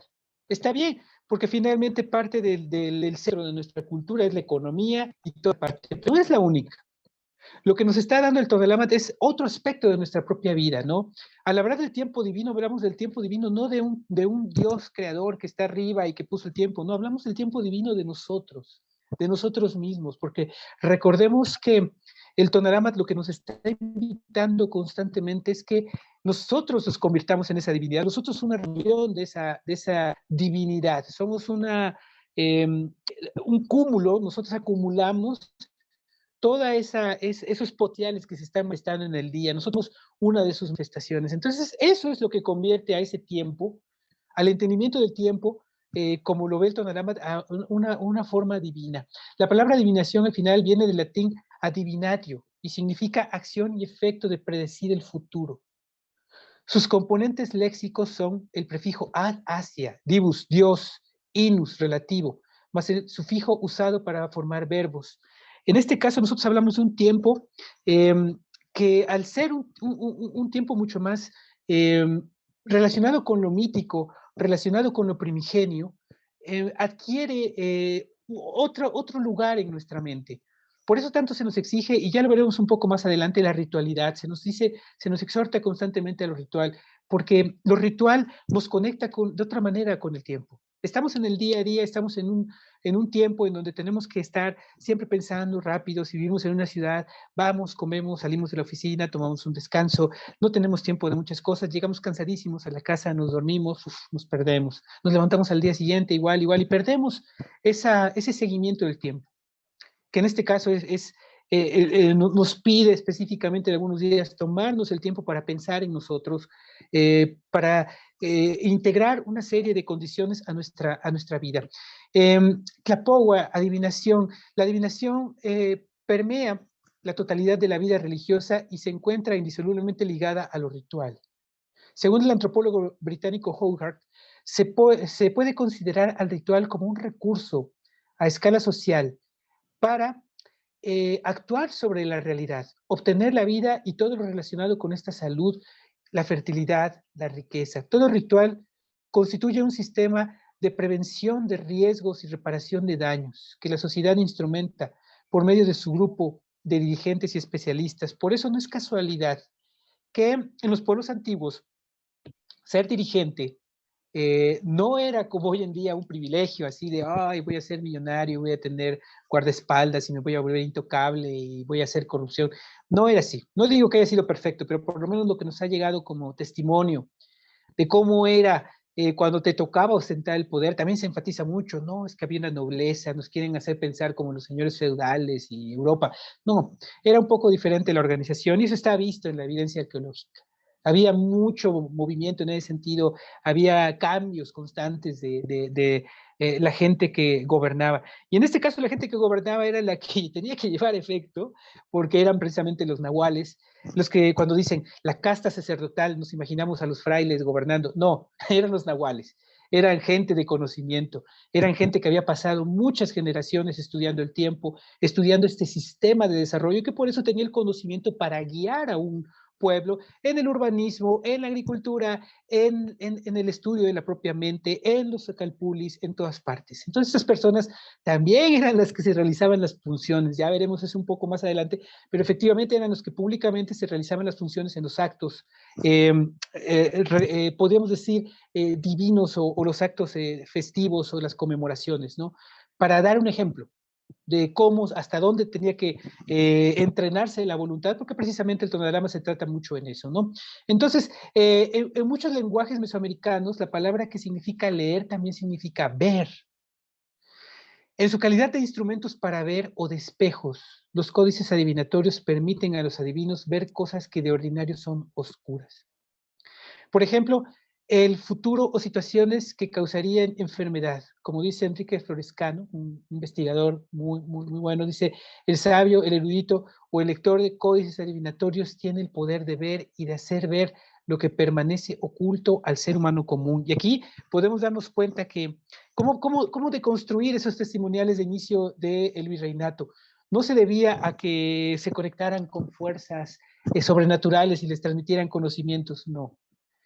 Era el conocimiento de ese flujo natural lo que te permite ver lo que ha pasado, entenderlo, recapitularlo, entender el momento que estás viviendo y prever en qué dirección se va. Por eso yo creo que nuestro compañero César Molán encontró todas esas sincronicidades, ¿no? Al momento del contacto entre los europeos y los anahuacas, y que era algo que ya se preveía, ¿no? Porque ellos estaban perfectamente conscientes de lo que había pasado, de dónde se venía, el momento que vivían y hacia dónde se iba, ¿no? Entonces, no es algo mágico como lo entendemos, sí mágico por el concepto más divino, más de conocer el entorno en que habitamos, ¿no? Por eso es que los informantes de Sagún lo caracterizaron como ponerse un espejo ante la cara. En otras partes, Sagún describió el Tonalámatl como un espejo y explicó que quienes pedían que les leyeran el destino llegaban a ver sus reflejos. Ruiz de Alarcón también equiparó los libros adivinatorios con espejos, uniéndolos como parejas. Voy a ver dentro de mi libro, voy a ver dentro de mi espejo. Y aquí es donde podemos remitirnos a un personaje muy importante dentro de toda esta universo de númenes de la antigüedad, que es el señor Tezcatlipoca. descrito en las fuentes como el más poderoso hijo de la pareja primordial, el que más influyó, ¿no? Que es el espejo humeante negro, que estamos hablando, por supuesto, de Yayauqui Tezcatlipoca, y una relación completamente directa con el Tonalámatl, ¿no? Al hablar del espejo, porque precisamente el espejo es algo que si ustedes lo analizan un poco, plantea un reflejo de ustedes, pero no un reflejo exacto de ustedes. Es un reflejo invertido de ustedes mismos. ¿Sí? Veas un espejo de agua, un espejo de plata, lo que sea. También eso obviamente tira por la borda este concepto de que nos engañaron y nos cambiaron espejitos por joyas, ¿no? Sí se conocían perfectamente los espejos, se trabajaban los espejos y sobre todo había muchos espejos de agua donde la gente se reflejaba. Efectivamente, el espejo que se trajo de Europa sí era muy novedoso, muy interesante. Yo creo que a todos nos hubiera causado fascinación, como nos causa hoy este artefacto ante el cual nos encontramos viendo esta charla, que también apagado, lo hemos platicado, funciona también como un espejo oscuro para vernos. Bueno, pero entonces, este espejo es algo muy importante porque muchos de los relatos nos remiten a que el sabio y su misión era precisamente esa. Dice el poema, estupendo poema del sabio, que el sabio te pone ante el espejo y enciende una antorcha para que ante ese espejo tú veas la cara y veas tus rasgos y te conozcas. Una figura poética maravillosa, pero donde escribe que efectivamente el maestro es eso, ¿no? Son los que comprenden, valiéndose de su comprensión superior, mediaban entre los seres humanos ordinarios y el mundo sobrenatural en cuestiones tanto pequeñas como importantes. Este grupo incluye a los pintores de manuscritos en la medida que son creadores de libros, registradores del conocimiento. Nuestro Quilo nos puede dar directamente testimonio de cómo para poder reproducir uno de estos artefactos es necesario e indispensable conocer precisamente la historia, la filosofía y el valor y simbolismo de cada una de las deidades. Si no tiene sentido, no vas, incluso lo puedes ver en reproducciones, puedes distinguir una reproducción de alguien que conoce el lenguaje y alguien que no lo conoce. Trata de replicar, incluso rellenar con figuritas. Ayer, por ejemplo, veía por ahí una publicación que decía, miren, una imagen encontrada, un charlatán por supuesto, una imagen encontrada en un cenote de Chichén Itzá y ponía una imagen ridícula de como de un extraterrestre, como los imaginamos, ¿no?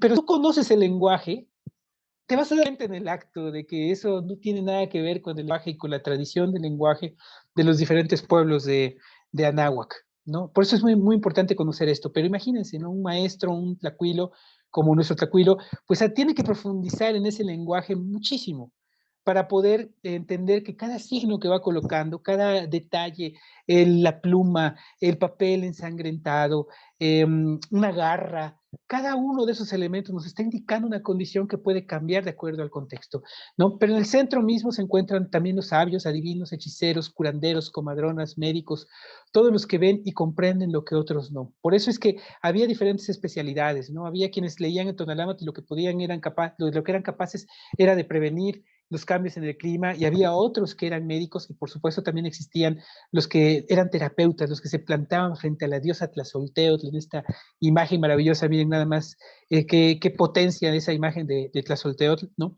Que eran lo que sería hoy en día como el terapeuta, como lo que en su momento fue para la iglesia el confesor, ¿no? Que finalmente es esa persona con la que uno puede ir y con toda la confianza desahogar lo que tiene dentro de sí mismo, y contando con un instrumento como el Tonalámatl, imagínense, es mucho más fácil porque el Tonalámatl va a detonar un montón de cosas, va a detonar memoria, va a enfocar el presente y va a plantear el porvenir. Entonces, todo eso, por eso es que la diosa Tlazolteotl, la deidad, el numen Tlazolteotl, está totalmente relacionado con el Tonalámatl, porque tenía que ver precisamente con esta acción que los seres hacían de ir a hacer esa consulta y purificarse, dejar todo eso que ya no querían tener encima y poder sentirse limpios para emprender cualquiera de estos ciclos de los que hemos hablado, ¿no? En sus descripciones de las ocupaciones de estos hombres, equipara al nigromántico y al hechicero con el sabio. El libro 1, en que habla de la diosa Tlazolteotl y de las confesiones que se le hacían, describe a quienes oían las confesiones, los mediadores entre la diosa y el confesor, como el quiromántico, el sabio en cuyas manos estaban los libros, las pinturas, que conservaban los escritos, que poseían el conocimiento, la tradición, la sabiduría. que se había expresado. Entonces, el Tonalpoqui era finalmente no solamente el juez de paz que le ponía nombre al niño, aunque esta era una función muy importante dentro de sus roles, pero había esa especialidad. También existían otras, ¿no? Había incluso, dentro del mismo Tonalámatl, hay Tonalámatls especializados, hay de los que han llegado hasta nuestras manos, hay Tonalámatls de diferentes especialidades para que cada uno pudiera encontrar en él las combinaciones que requiera para su propia utilización. Entonces, el Tonalpoqui, el lector de los libros, sabios, este tipo de sabio, la gente lo buscaba su guía de este adivino en los acontecimientos importantes de su vida, como el nacimiento o lavado de un recién nacido, la selección de pareja y el matrimonio y la confesión, ¿no?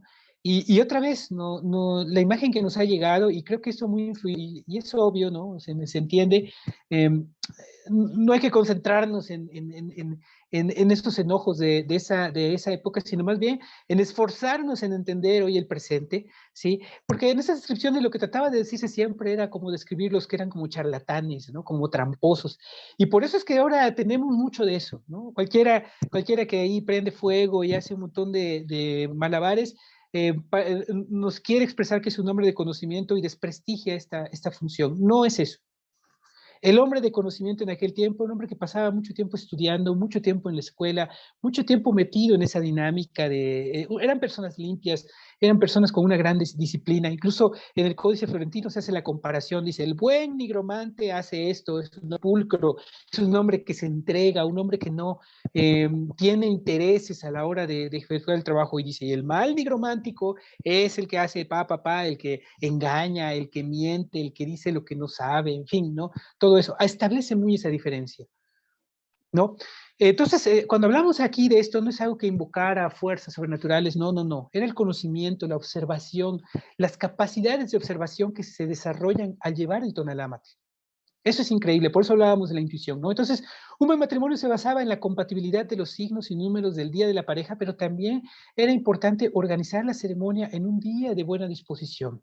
También se buscaba guía para la multitud de cuestiones e incertidumbres que lleva consigo la vida humana, ¿no? Imagínense, ¿no? Cuando uno quiere decir, bueno, pues voy a construir mi casa, ¿no? Entonces ibas con el Tonalpoqui especializado y le decías, oye, pues necesito construir una casa, entonces puedes hacer una planeación, ¿sí? Y esa planeación implicaba también, obviamente, el conocimiento del ambiente, que el ambiente fuera propicio. Por eso era tan utilizado en la agricultura, ¿no? Podemos pasar, por favor, a la siguiente lámina. En ese sentido, los campesinos recurrían a los adivinos para saber exactamente cuándo trabajar sus campos, cuándo sembrar, cuándo cosechar, cuándo descascarar y almacenar sus productos. Aunque los campesinos ciertamente confiaban en su propio conocimiento de las estaciones, también pedían al adivino que les precisara el día exacto, porque como podemos notar aquí en el Valle de Puebla, muy claramente, las temporadas se van moviendo, ¿no? La temporada de lluvias no siempre es igual, siempre va en sincronía con otros elementos. Ahí influye, por ejemplo, incluso el conocimiento del movimiento de Tlahuizcalpantecuhtli y de Xolotl, que sería el planeta Venus en su versión matutina y vespertina, porque precisamente el movimiento de Venus, y esto no es magia, esto es perfectamente algo que astronómicamente está comprobado, en cuanto a astronomía de horizonte me refiero. El movimiento de Venus determina el inicio y final de las temporadas de lluvias, hace sincronía con el ciclo solar. Cuando Venus se encuentra en el extremo, casi siempre es el inicio de temporada de lluvias, y cuando llega al otro extremo es el final de la temporada de lluvias. Y como siempre ese movimiento se desplaza a través del año solar, por eso se utilizaba como referencia, por eso también había mucho apego hacia el planeta Venus, ¿no? Entonces, todos estos conocimientos era algo de lo que estaba consciente el nigromántico, el Tonalpoqui, ¿no?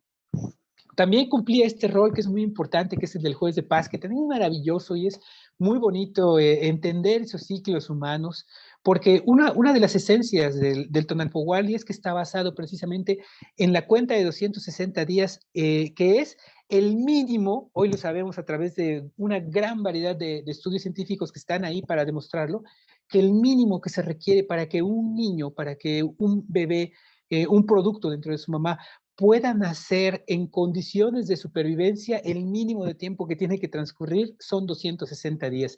De hecho, hasta los años 70 se pensaba que el estándar de gestación era 260 días todavía, hasta que se hicieron estudios y que creen, lo que encontraron es que el punto en donde más hay nacimientos de manera natural, no cesárea, no partos que se adelantan, sino partos que duran el tiempo natural, es precisamente de 273 días, lo cual implica una cuenta completa más 13.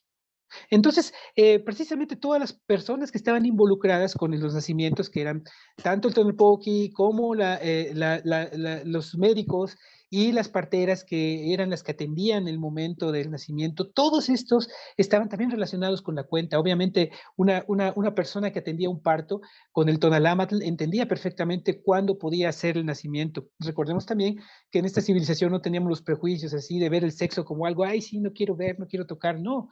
Era distinto. Imagínense, se llevaban bien las cuentas, se sabía, mucha gente propiciaba esos nacimientos y decía, yo quiero que mi hijo sea un Macuili Tochtli. Y entonces engendrabas en la fecha, porque era la tradición de tu familia, tenías esa ventaja. Nosotros ya no tenemos ni esa ventaja. Por eso vale la pena recuperar este conocimiento y perder todos esos prejuicios y ver la vida de una manera distinta, ¿no? Quizá cuando vayas a tener un hijo puedas agarrar el Tonalámatl y decir, yo quiero que nazca en la trecena tal, ¿no? Entonces vas a prever, y entonces no va a ser magia, ¿no? Va a ser algo que tú determinaste con anticipación, ¿no? Entonces, ese día los contiguos influían en la futura ocupación del niño y hasta determinaba qué tipo de persona probablemente llegaría a ser. Entonces aquí estamos viendo, no es algo así como, naciste en un día, fue el que te tocó, ni modo, entonces vas a ser guerrero. No, aquí la gente se preparaba, aquí la gente sabía cuándo iban a ser su hijo, lo tenían previsto y podías anticiparte todo eso, porque una vez que conoces la escala, te das cuenta de lo precisa que es, ¿no? Entonces, las funciones eran un poco distintas. Esto es precisamente lo que el tonalama te comienza a detonar de una manera automática cuando lo empiezas a seguir. Entonces, la adivinación es un proceso complejo, un diálogo que unía la experiencia personal y la situación del consultante con el conocimiento del mundo del espíritu, cifrado en el registro pintado. Obtenía información de los múltiples almanaques del libro, pues uno solo no bastaba, ¿no? Entonces, por eso ya decíamos que combinaba diferentes almanaques para tener una información precisa que dar al usuario, ¿no? ¿Podemos ver la siguiente, porfa? Entonces, cada uno de estas herramientas que nos se reflejan a través de metáforas visuales. Cuando un sacerdote calendario abría esas páginas, te lo unía ante ti espejo y comenzaba a hacer las tiradas, ¿no? Sacabas los granos y comenzabas a hacer toda una serie de cosas. Recordemos que el Tonalámatl combina cosas que son, ya lo vimos en esa lámina de cruces, combina cosas que son muy, muy medibles, como la duración del día, como el día y la noche, como las secuencias, como los movimientos del sol, tanto de día y de noche como a través del año, ¿no? Que se mueve de sur a norte, de norte a sur. Todos esos movimientos son muy predecibles y su influencia se puede registrar, pero hay cosas que son mucho menos predecibles, más difíciles de predecir, que solamente se logran predecir observando ciclos de manera muy larga, es decir, que mi descendiente dentro de 1040 años pueda tomar lo que yo le dejé y diga, efectivamente, mi antepasado remoto tenía razón en esta medición, tiene toda la razón. Entonces, esas comprobaciones ya se hicieron y están en el Tonalámatl. Por eso, nosotros lo único que tenemos que hacer es tomarlo como referencia. Entonces, a través de estas metáforas visuales, lo que nosotros tenemos es esa información condensada, ¿no? La realidad es que todos estos conjuntos de figuras y símbolos están organizados en formas complejas e intrincadas y toma años de estudio en el Calmecac, como lo hacían los antiguos, prepararte para entender lo que hay ahí.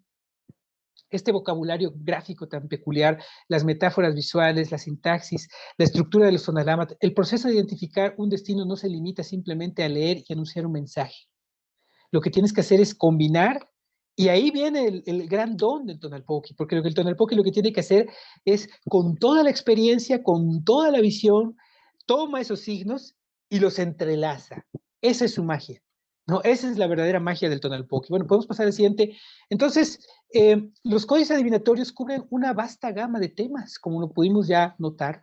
Opiniones y hechos acerca de esto se expresa mediante la figuración de seres sobrenaturales, humanos y animales, que aparecen como íconos singulares que transmiten un significado o bien participan en escenas. Aquí, por eso es que cada elemento es importante, ¿no? Si hay flechas presentes, si hay serpiente, si hay garra de ocelote, cada elemento te está diciendo cosas, te está marcando un rumbo, te está marcando generalmente, muchos marcan hábito, muchos marcan ritual, muchos marcan acciones a emprender muy contundentes, ¿no? Las escenas de muerte generalmente nos llevan a eso, nos dicen mundo onírico o cambio, ¿no? Y hay que saber distinguirlas, ¿no? Esos temas también se exploran mediante la apariencia llamada, la apariencia inanimada de herramientas y artefactos que funcionan como referentes de actores, acciones, templos y lugares. No es lo mismo que un personaje aparezca con un tepostli en la mano, un hacha, que aparezca con una lesna de hueso. Lo que nos está indicando son cosas completamente diferentes. Si nosotros quisiéramos poner en suma más o menos cómo funciona esto, las imágenes de los almanaques pueden dividirse entonces en 5 categorías, que serían primero los elementos calendáricos, que son todo lo que tiene que ver con los ciclos, con la ciclicidad. También los actores y sus acciones, que en este caso sería, a veces generalmente son, en los almanaques suele haber númenes. En el Tonalámatl, en las escenas de pronóstico, tenemos personas que representan estas acciones. También tenemos marcadores escénicos, nos indican a veces la hora del día, ¿no? Si es de noche, si es de día, si hay clima seco, si hay clima húmedo, ¿no?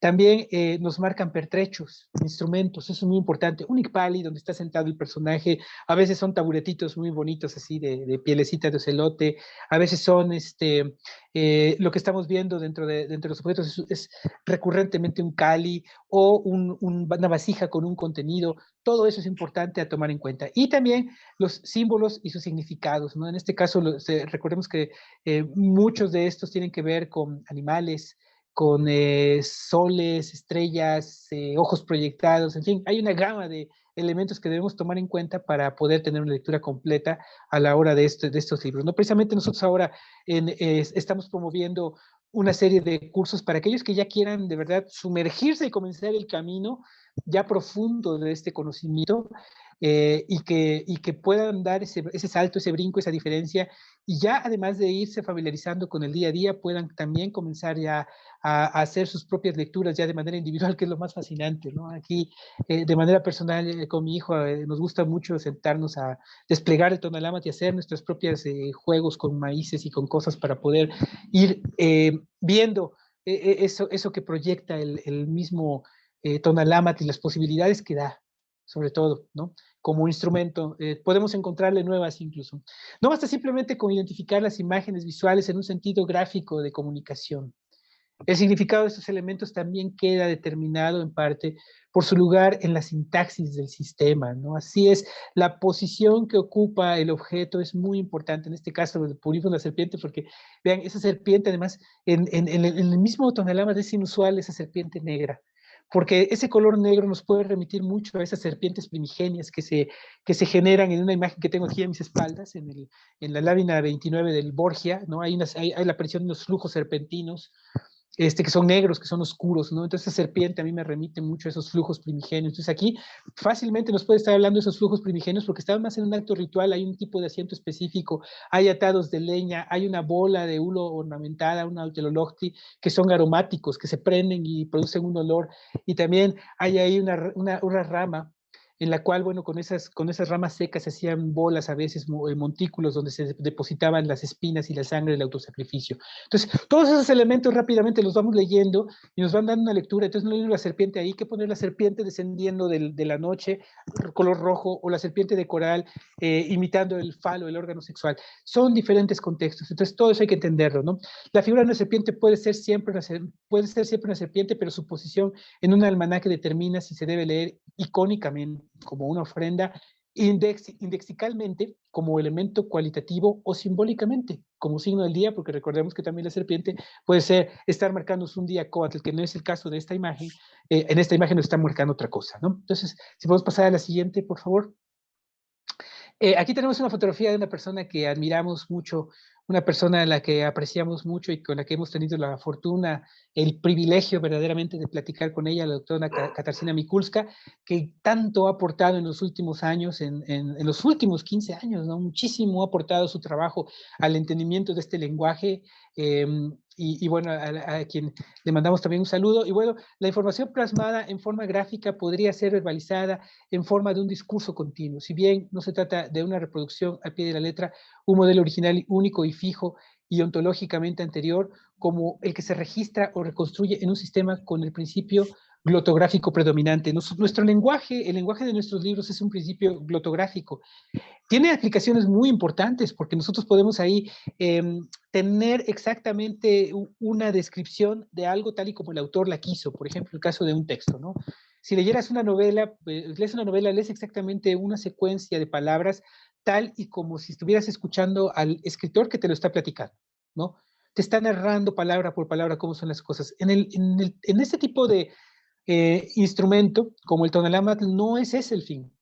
El fin es precisamente que tú tengas ya una serie de palabras, de conexiones, y cuando despliegas y encuentras una coordenada y comienzas a integrar elementos, comiences a recrear un discurso, que si bien está conectado con otros discursos anteriores o futuros, es totalmente nuevo, ¿no? Entonces, eso es lo interesante. No, tienes una base firme y sólida de contenido, ¿no? No puedes leer la serpiente como perro, ¿no? Como un squinkly. No, es una serpiente.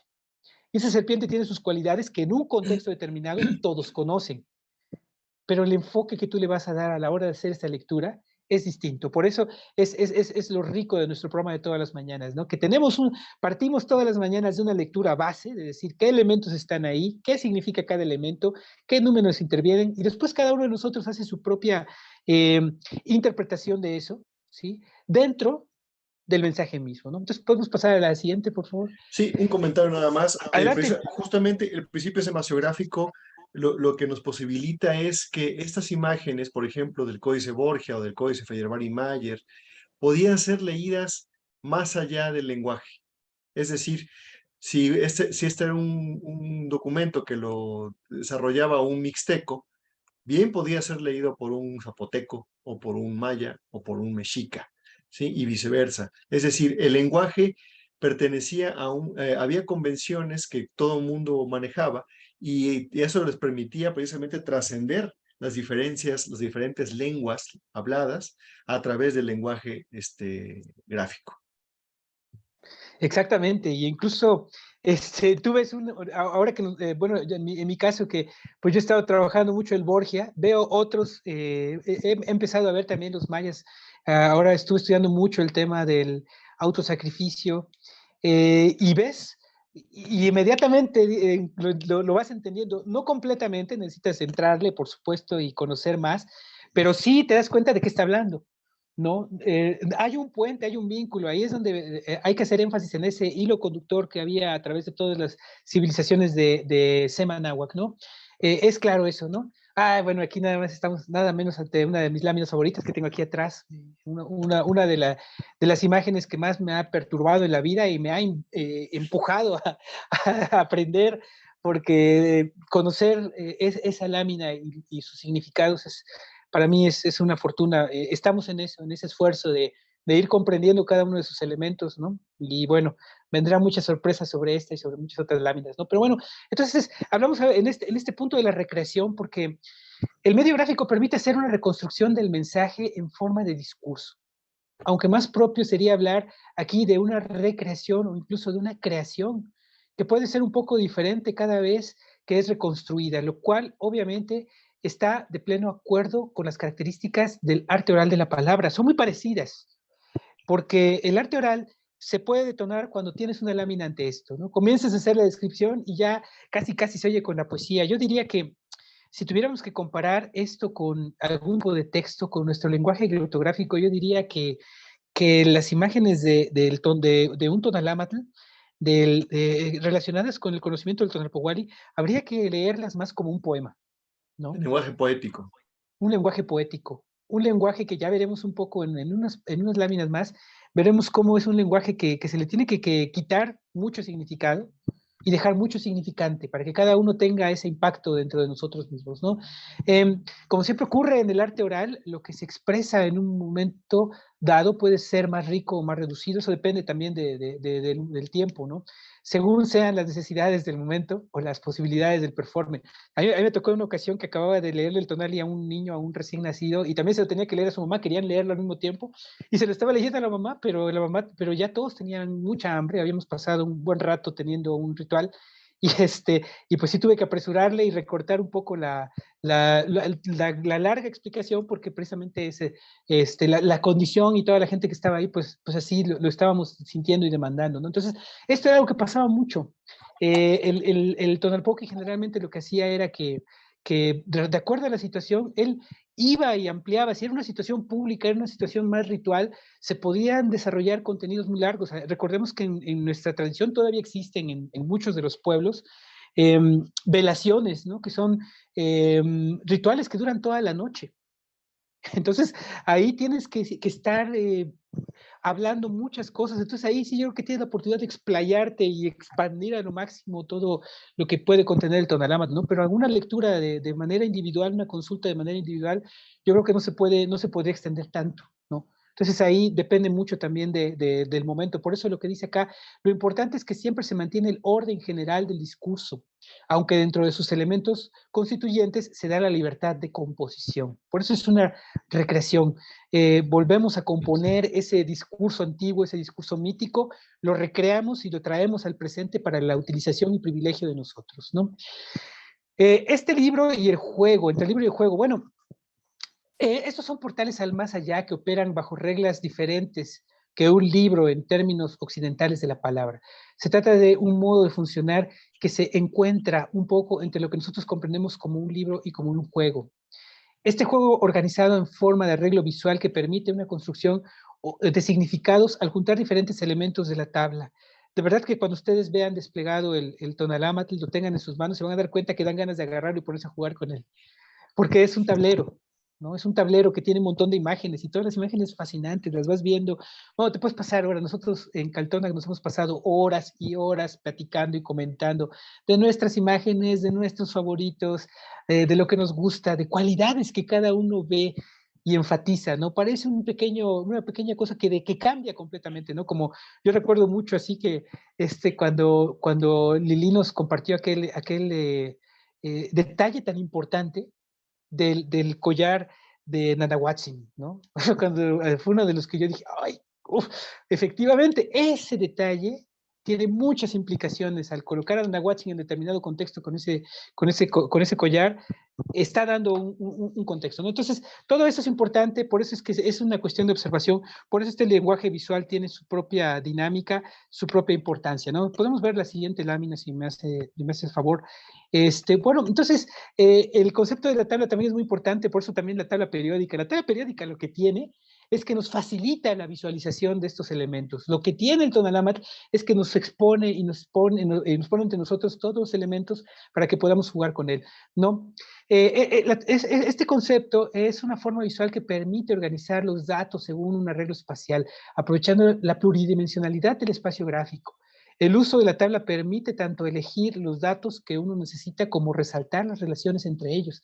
La tabla visualiza estas relaciones creando así un mensaje. Incluso en el Tonalámatl, el doblez de biombo facilita su manejo, ¿no? Hasta eso tiene diseño, ¿no? No cabe duda que estos tlacuilos eran grandes diseñadores, grandes creadores de retícula, algo que se utiliza tanto hoy en lo editorial, pues ellos eran buenos para eso, para la retícula, para el acomodo, para incluso la creación del objeto, la forma de que despliegue, todo cuenta y es muy importante, ¿no? Podemos pasar, por favor, a la siguiente lámina.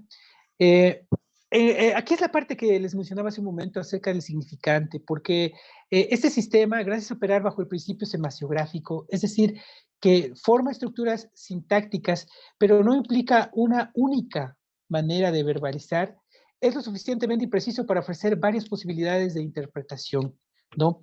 Tenemos ahí los elementos, tenemos ahí las palabras, imaginémonos, ¿no? Que tenemos ahí todas las palabras y están como desacomodadas.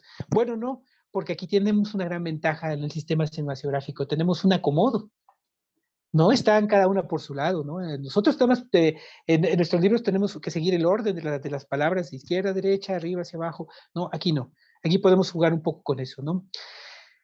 Lo misterioso, esto ya abundando en los conceptos de significado y significante, ¿no? Lo misterioso no es el significado, sino el significante sin significado. Tampoco los conjuros mágicos transportan ningún significado. Son en cierto modo signos vacíos. Por eso parecen mágicos, como puertas que conducen al vacío. El lenguaje solo despliega su esplendor, su fuerza seductora, gracias al exceso de significante. La lectura de la información pierde, la cultura de la información pierde esa magia que se basa en el significante vacío. También los rituales se caracterizan por un exceso de significante. También creo que nuestro lenguaje actualmente ha sido llevado a un extremo en eso, ¿no? Como que ya todo es demasiado claro y ya no tenemos margen para jugar con el significante. Y se ha perdido, ¿no? Mucho esa idea de tener significante. Al irse perdiendo todos los demás comportamientos relacionados con la introspección, con el ser, se han perdido muchos. Se perdió también esa predilección por el significante. Entonces, el Tonalpohualli en general, lo que nos está ofreciendo en este momento es volver a eso. Es volver todos los días ante imágenes que nos pueden detonar esas sensaciones tan peculiares, tan únicas, ¿no? La antropóloga sociocultural Mary Douglas constata con asombro que uno de los problemas más serios de nuestro tiempo es la mengua de esa compenetración que eran los símbolos comunes. Ritual se ha convertido en una palabra escandalosa, en expresión de un conformismo. ¡Ay, qué aburrido! Vamos a estar ahí sentados 5 horas. No, quitémonos esa idea, ¿sí? Esa repetición es precisamente la que nos lleva a percibir lo más difícil de percibir. Si realmente quieres tener una percepción, primero tienes que darte cuenta de lo que es, lo que implica el silencio. Me acuerdo mucho aquí de una frase que dice un libro de Juan Rulfo. Están 2 personas en medio de la noche, en medio del campo, ¿no? Y uno le pregunta al otro, porque pues yo creo que se está, no te lo dice Rulfo, que esa es la magia de precisamente el significante de la narrativa de Juan Rulfo, que dice que están estas 2 personas, dice que pues están escuchando los diferentes sonidos del campo, ¿no? Y entonces uno le pregunta al otro, oye, ¿qué es eso que se escucha? Y el otro le contesta, es el silencio. Así, ¿no? Así las cosas, ¿no? Entonces, lo que nosotros necesitamos hoy en día es incorporar ese ritual. Somos testigos de una revolución general contra todo tipo de formalismo, es más, contra la forma, ¿no? Las formas han perdido importancia, hemos perdido la formalidad. Está bien perder la formalidad en ciertas cuestiones, pero no en todo. Y si quieren ustedes el conocimiento antiguo de Anáhuac, si quieren ustedes adentrarse en este conocimiento, lo primero que van a tener que incorporar a sus vidas es la ritualidad, porque la ritualidad es la que nos va a permitir comprender ese flujo. Lo dice aquí, y nos gusta mucho precisamente para hacer énfasis en eso de que nosotros queremos incorporar a nuestro ser actual. No, sabemos que a futuro van a venir muchas generaciones que van a hacer nuevos esfuerzos para extraer más información de todos estos libros, pero en la realidad de estos que estamos conformando el equipo, lo que queremos es incorporar al ser que somos todo este conocimiento, ¿no? Y por eso traemos a colación este pensamiento que coincide mucho con este espíritu humano profundamente, porque todo lo que es humano tiene que ver conmigo, que es del señor Antoine de Saint-Exupéry, que seguramente lo conocen porque es el autor del Principito, un libro también maravilloso, fascinante, muy conocido, pero a veces también poco comprendido su esencia, ¿no?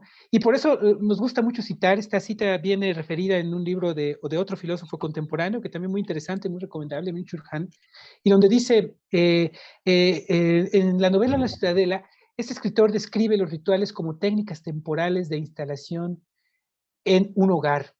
O sea, que convertir el tiempo en tu casa. Y dice, los ritos son en el tiempo lo que la morada es en el espacio. Bueno es que el tiempo sea una construcción.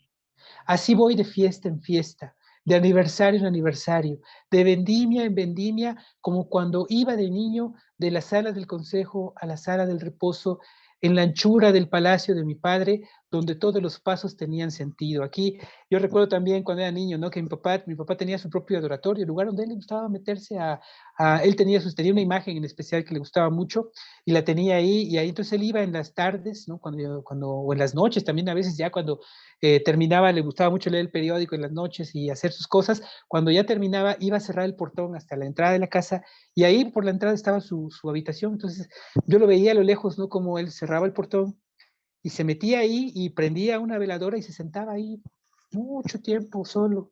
Y ya terminaba, la apagaba, cerraba la puerta y ya regresaba, ¿no? Eso me recuerda cuando veo esta imagen de este texto, porque precisamente lo que el Tonalá nos está dando es esa estructura para considerar el tiempo como una casa, para ir encontrando en cada evento que nos va diciendo muchas cosas, pero además dándole la importancia a cada tonali, dándole la singularidad a cada convergencia que tenemos de tiempo, ¿no? Y eso ya nos ha hecho a nosotros, por lo menos en Caltona, que entender el tiempo de una manera completamente diferente, ¿no? Por ejemplo, el trastorno por déficit de atención resulta de una intensificación patológica de la percepción serial. Esta es una cita del libro de Byung-Chul Han, donde dice que, bueno, el problema es que efectivamente estamos expuestos a una serie de estímulos. Y ahora más, ¿no? Ahora que tenemos el TikTok prácticamente está basado en el zapping, ¿no?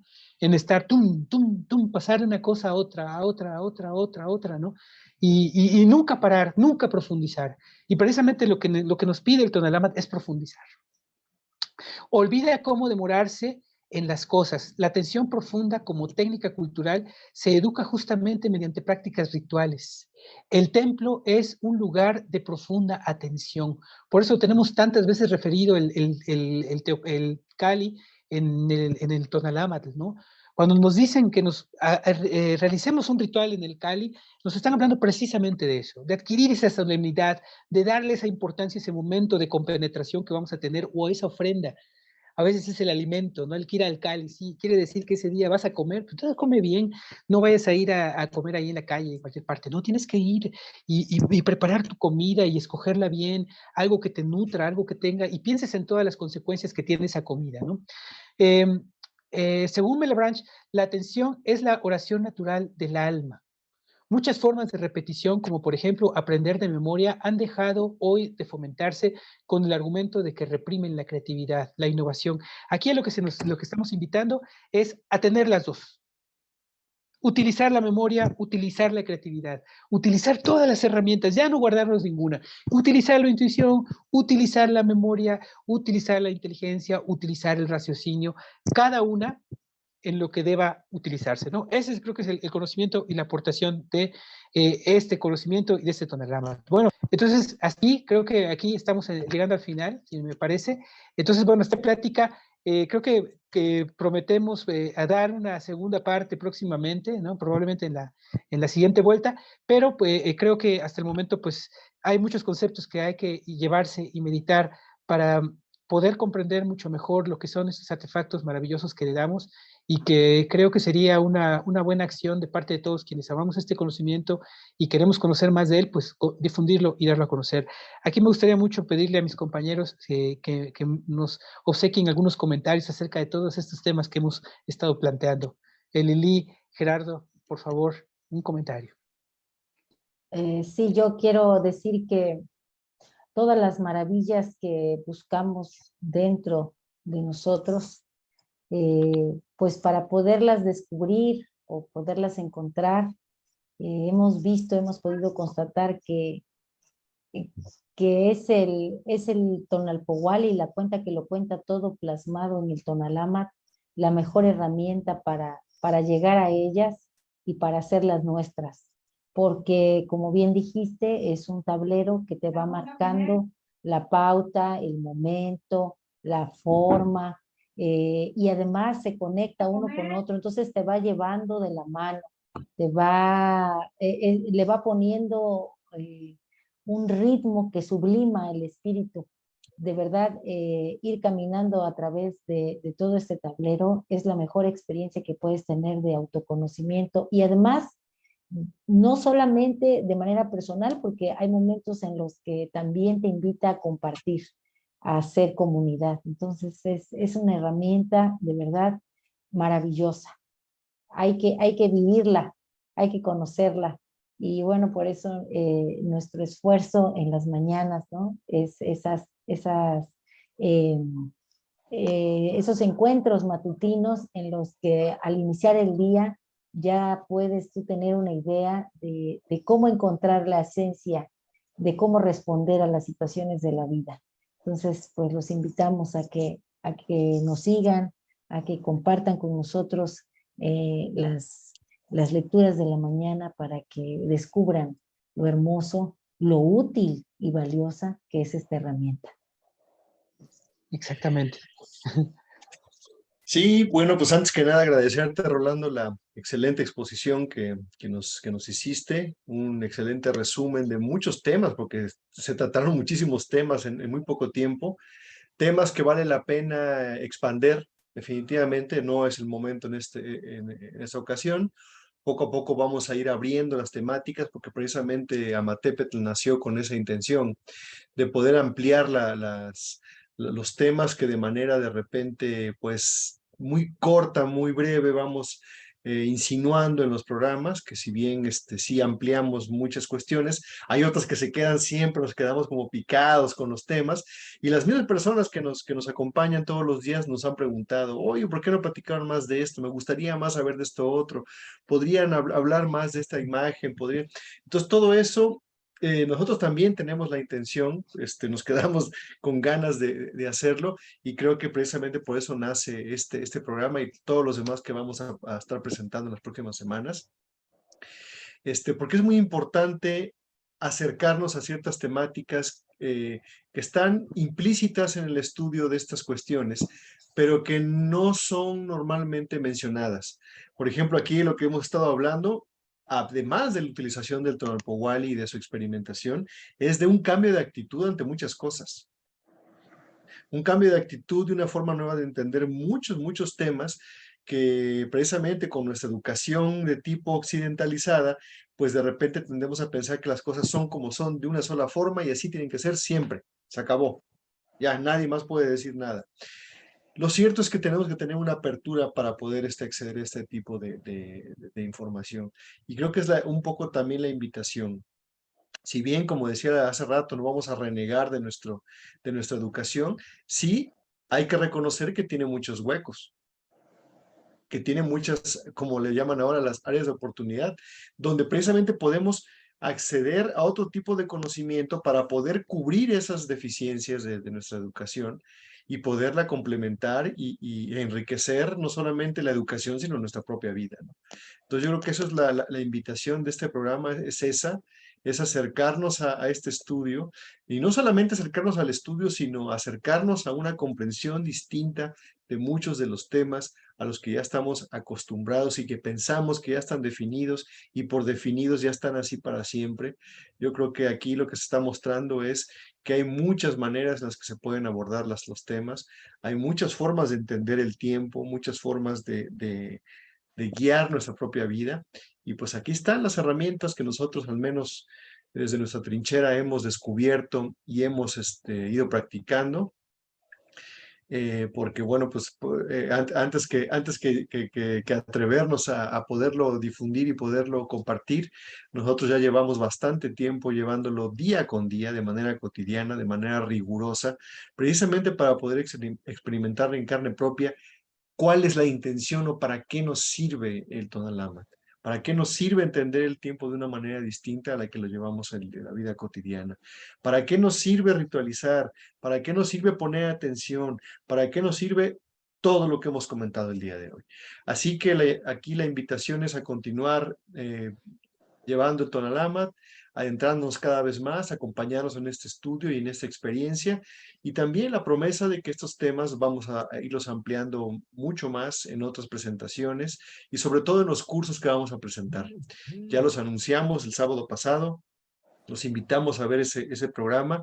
Está en YouTube y está también en nuestro canal de Facebook, en nuestra página de Facebook de Caltonac, donde precisamente planteamos una serie de nuevas herramientas, de nuevos programas, de nuevos cursos, que justamente con la intención de no solamente de difundir, sino de ampliar esta forma distinta de ver las cosas y de abordar este tipo de temáticas, que creemos que son muy necesarias y muy útiles, porque así nos lo han hecho saber también las personas que nos han preguntado y que nos han seguido.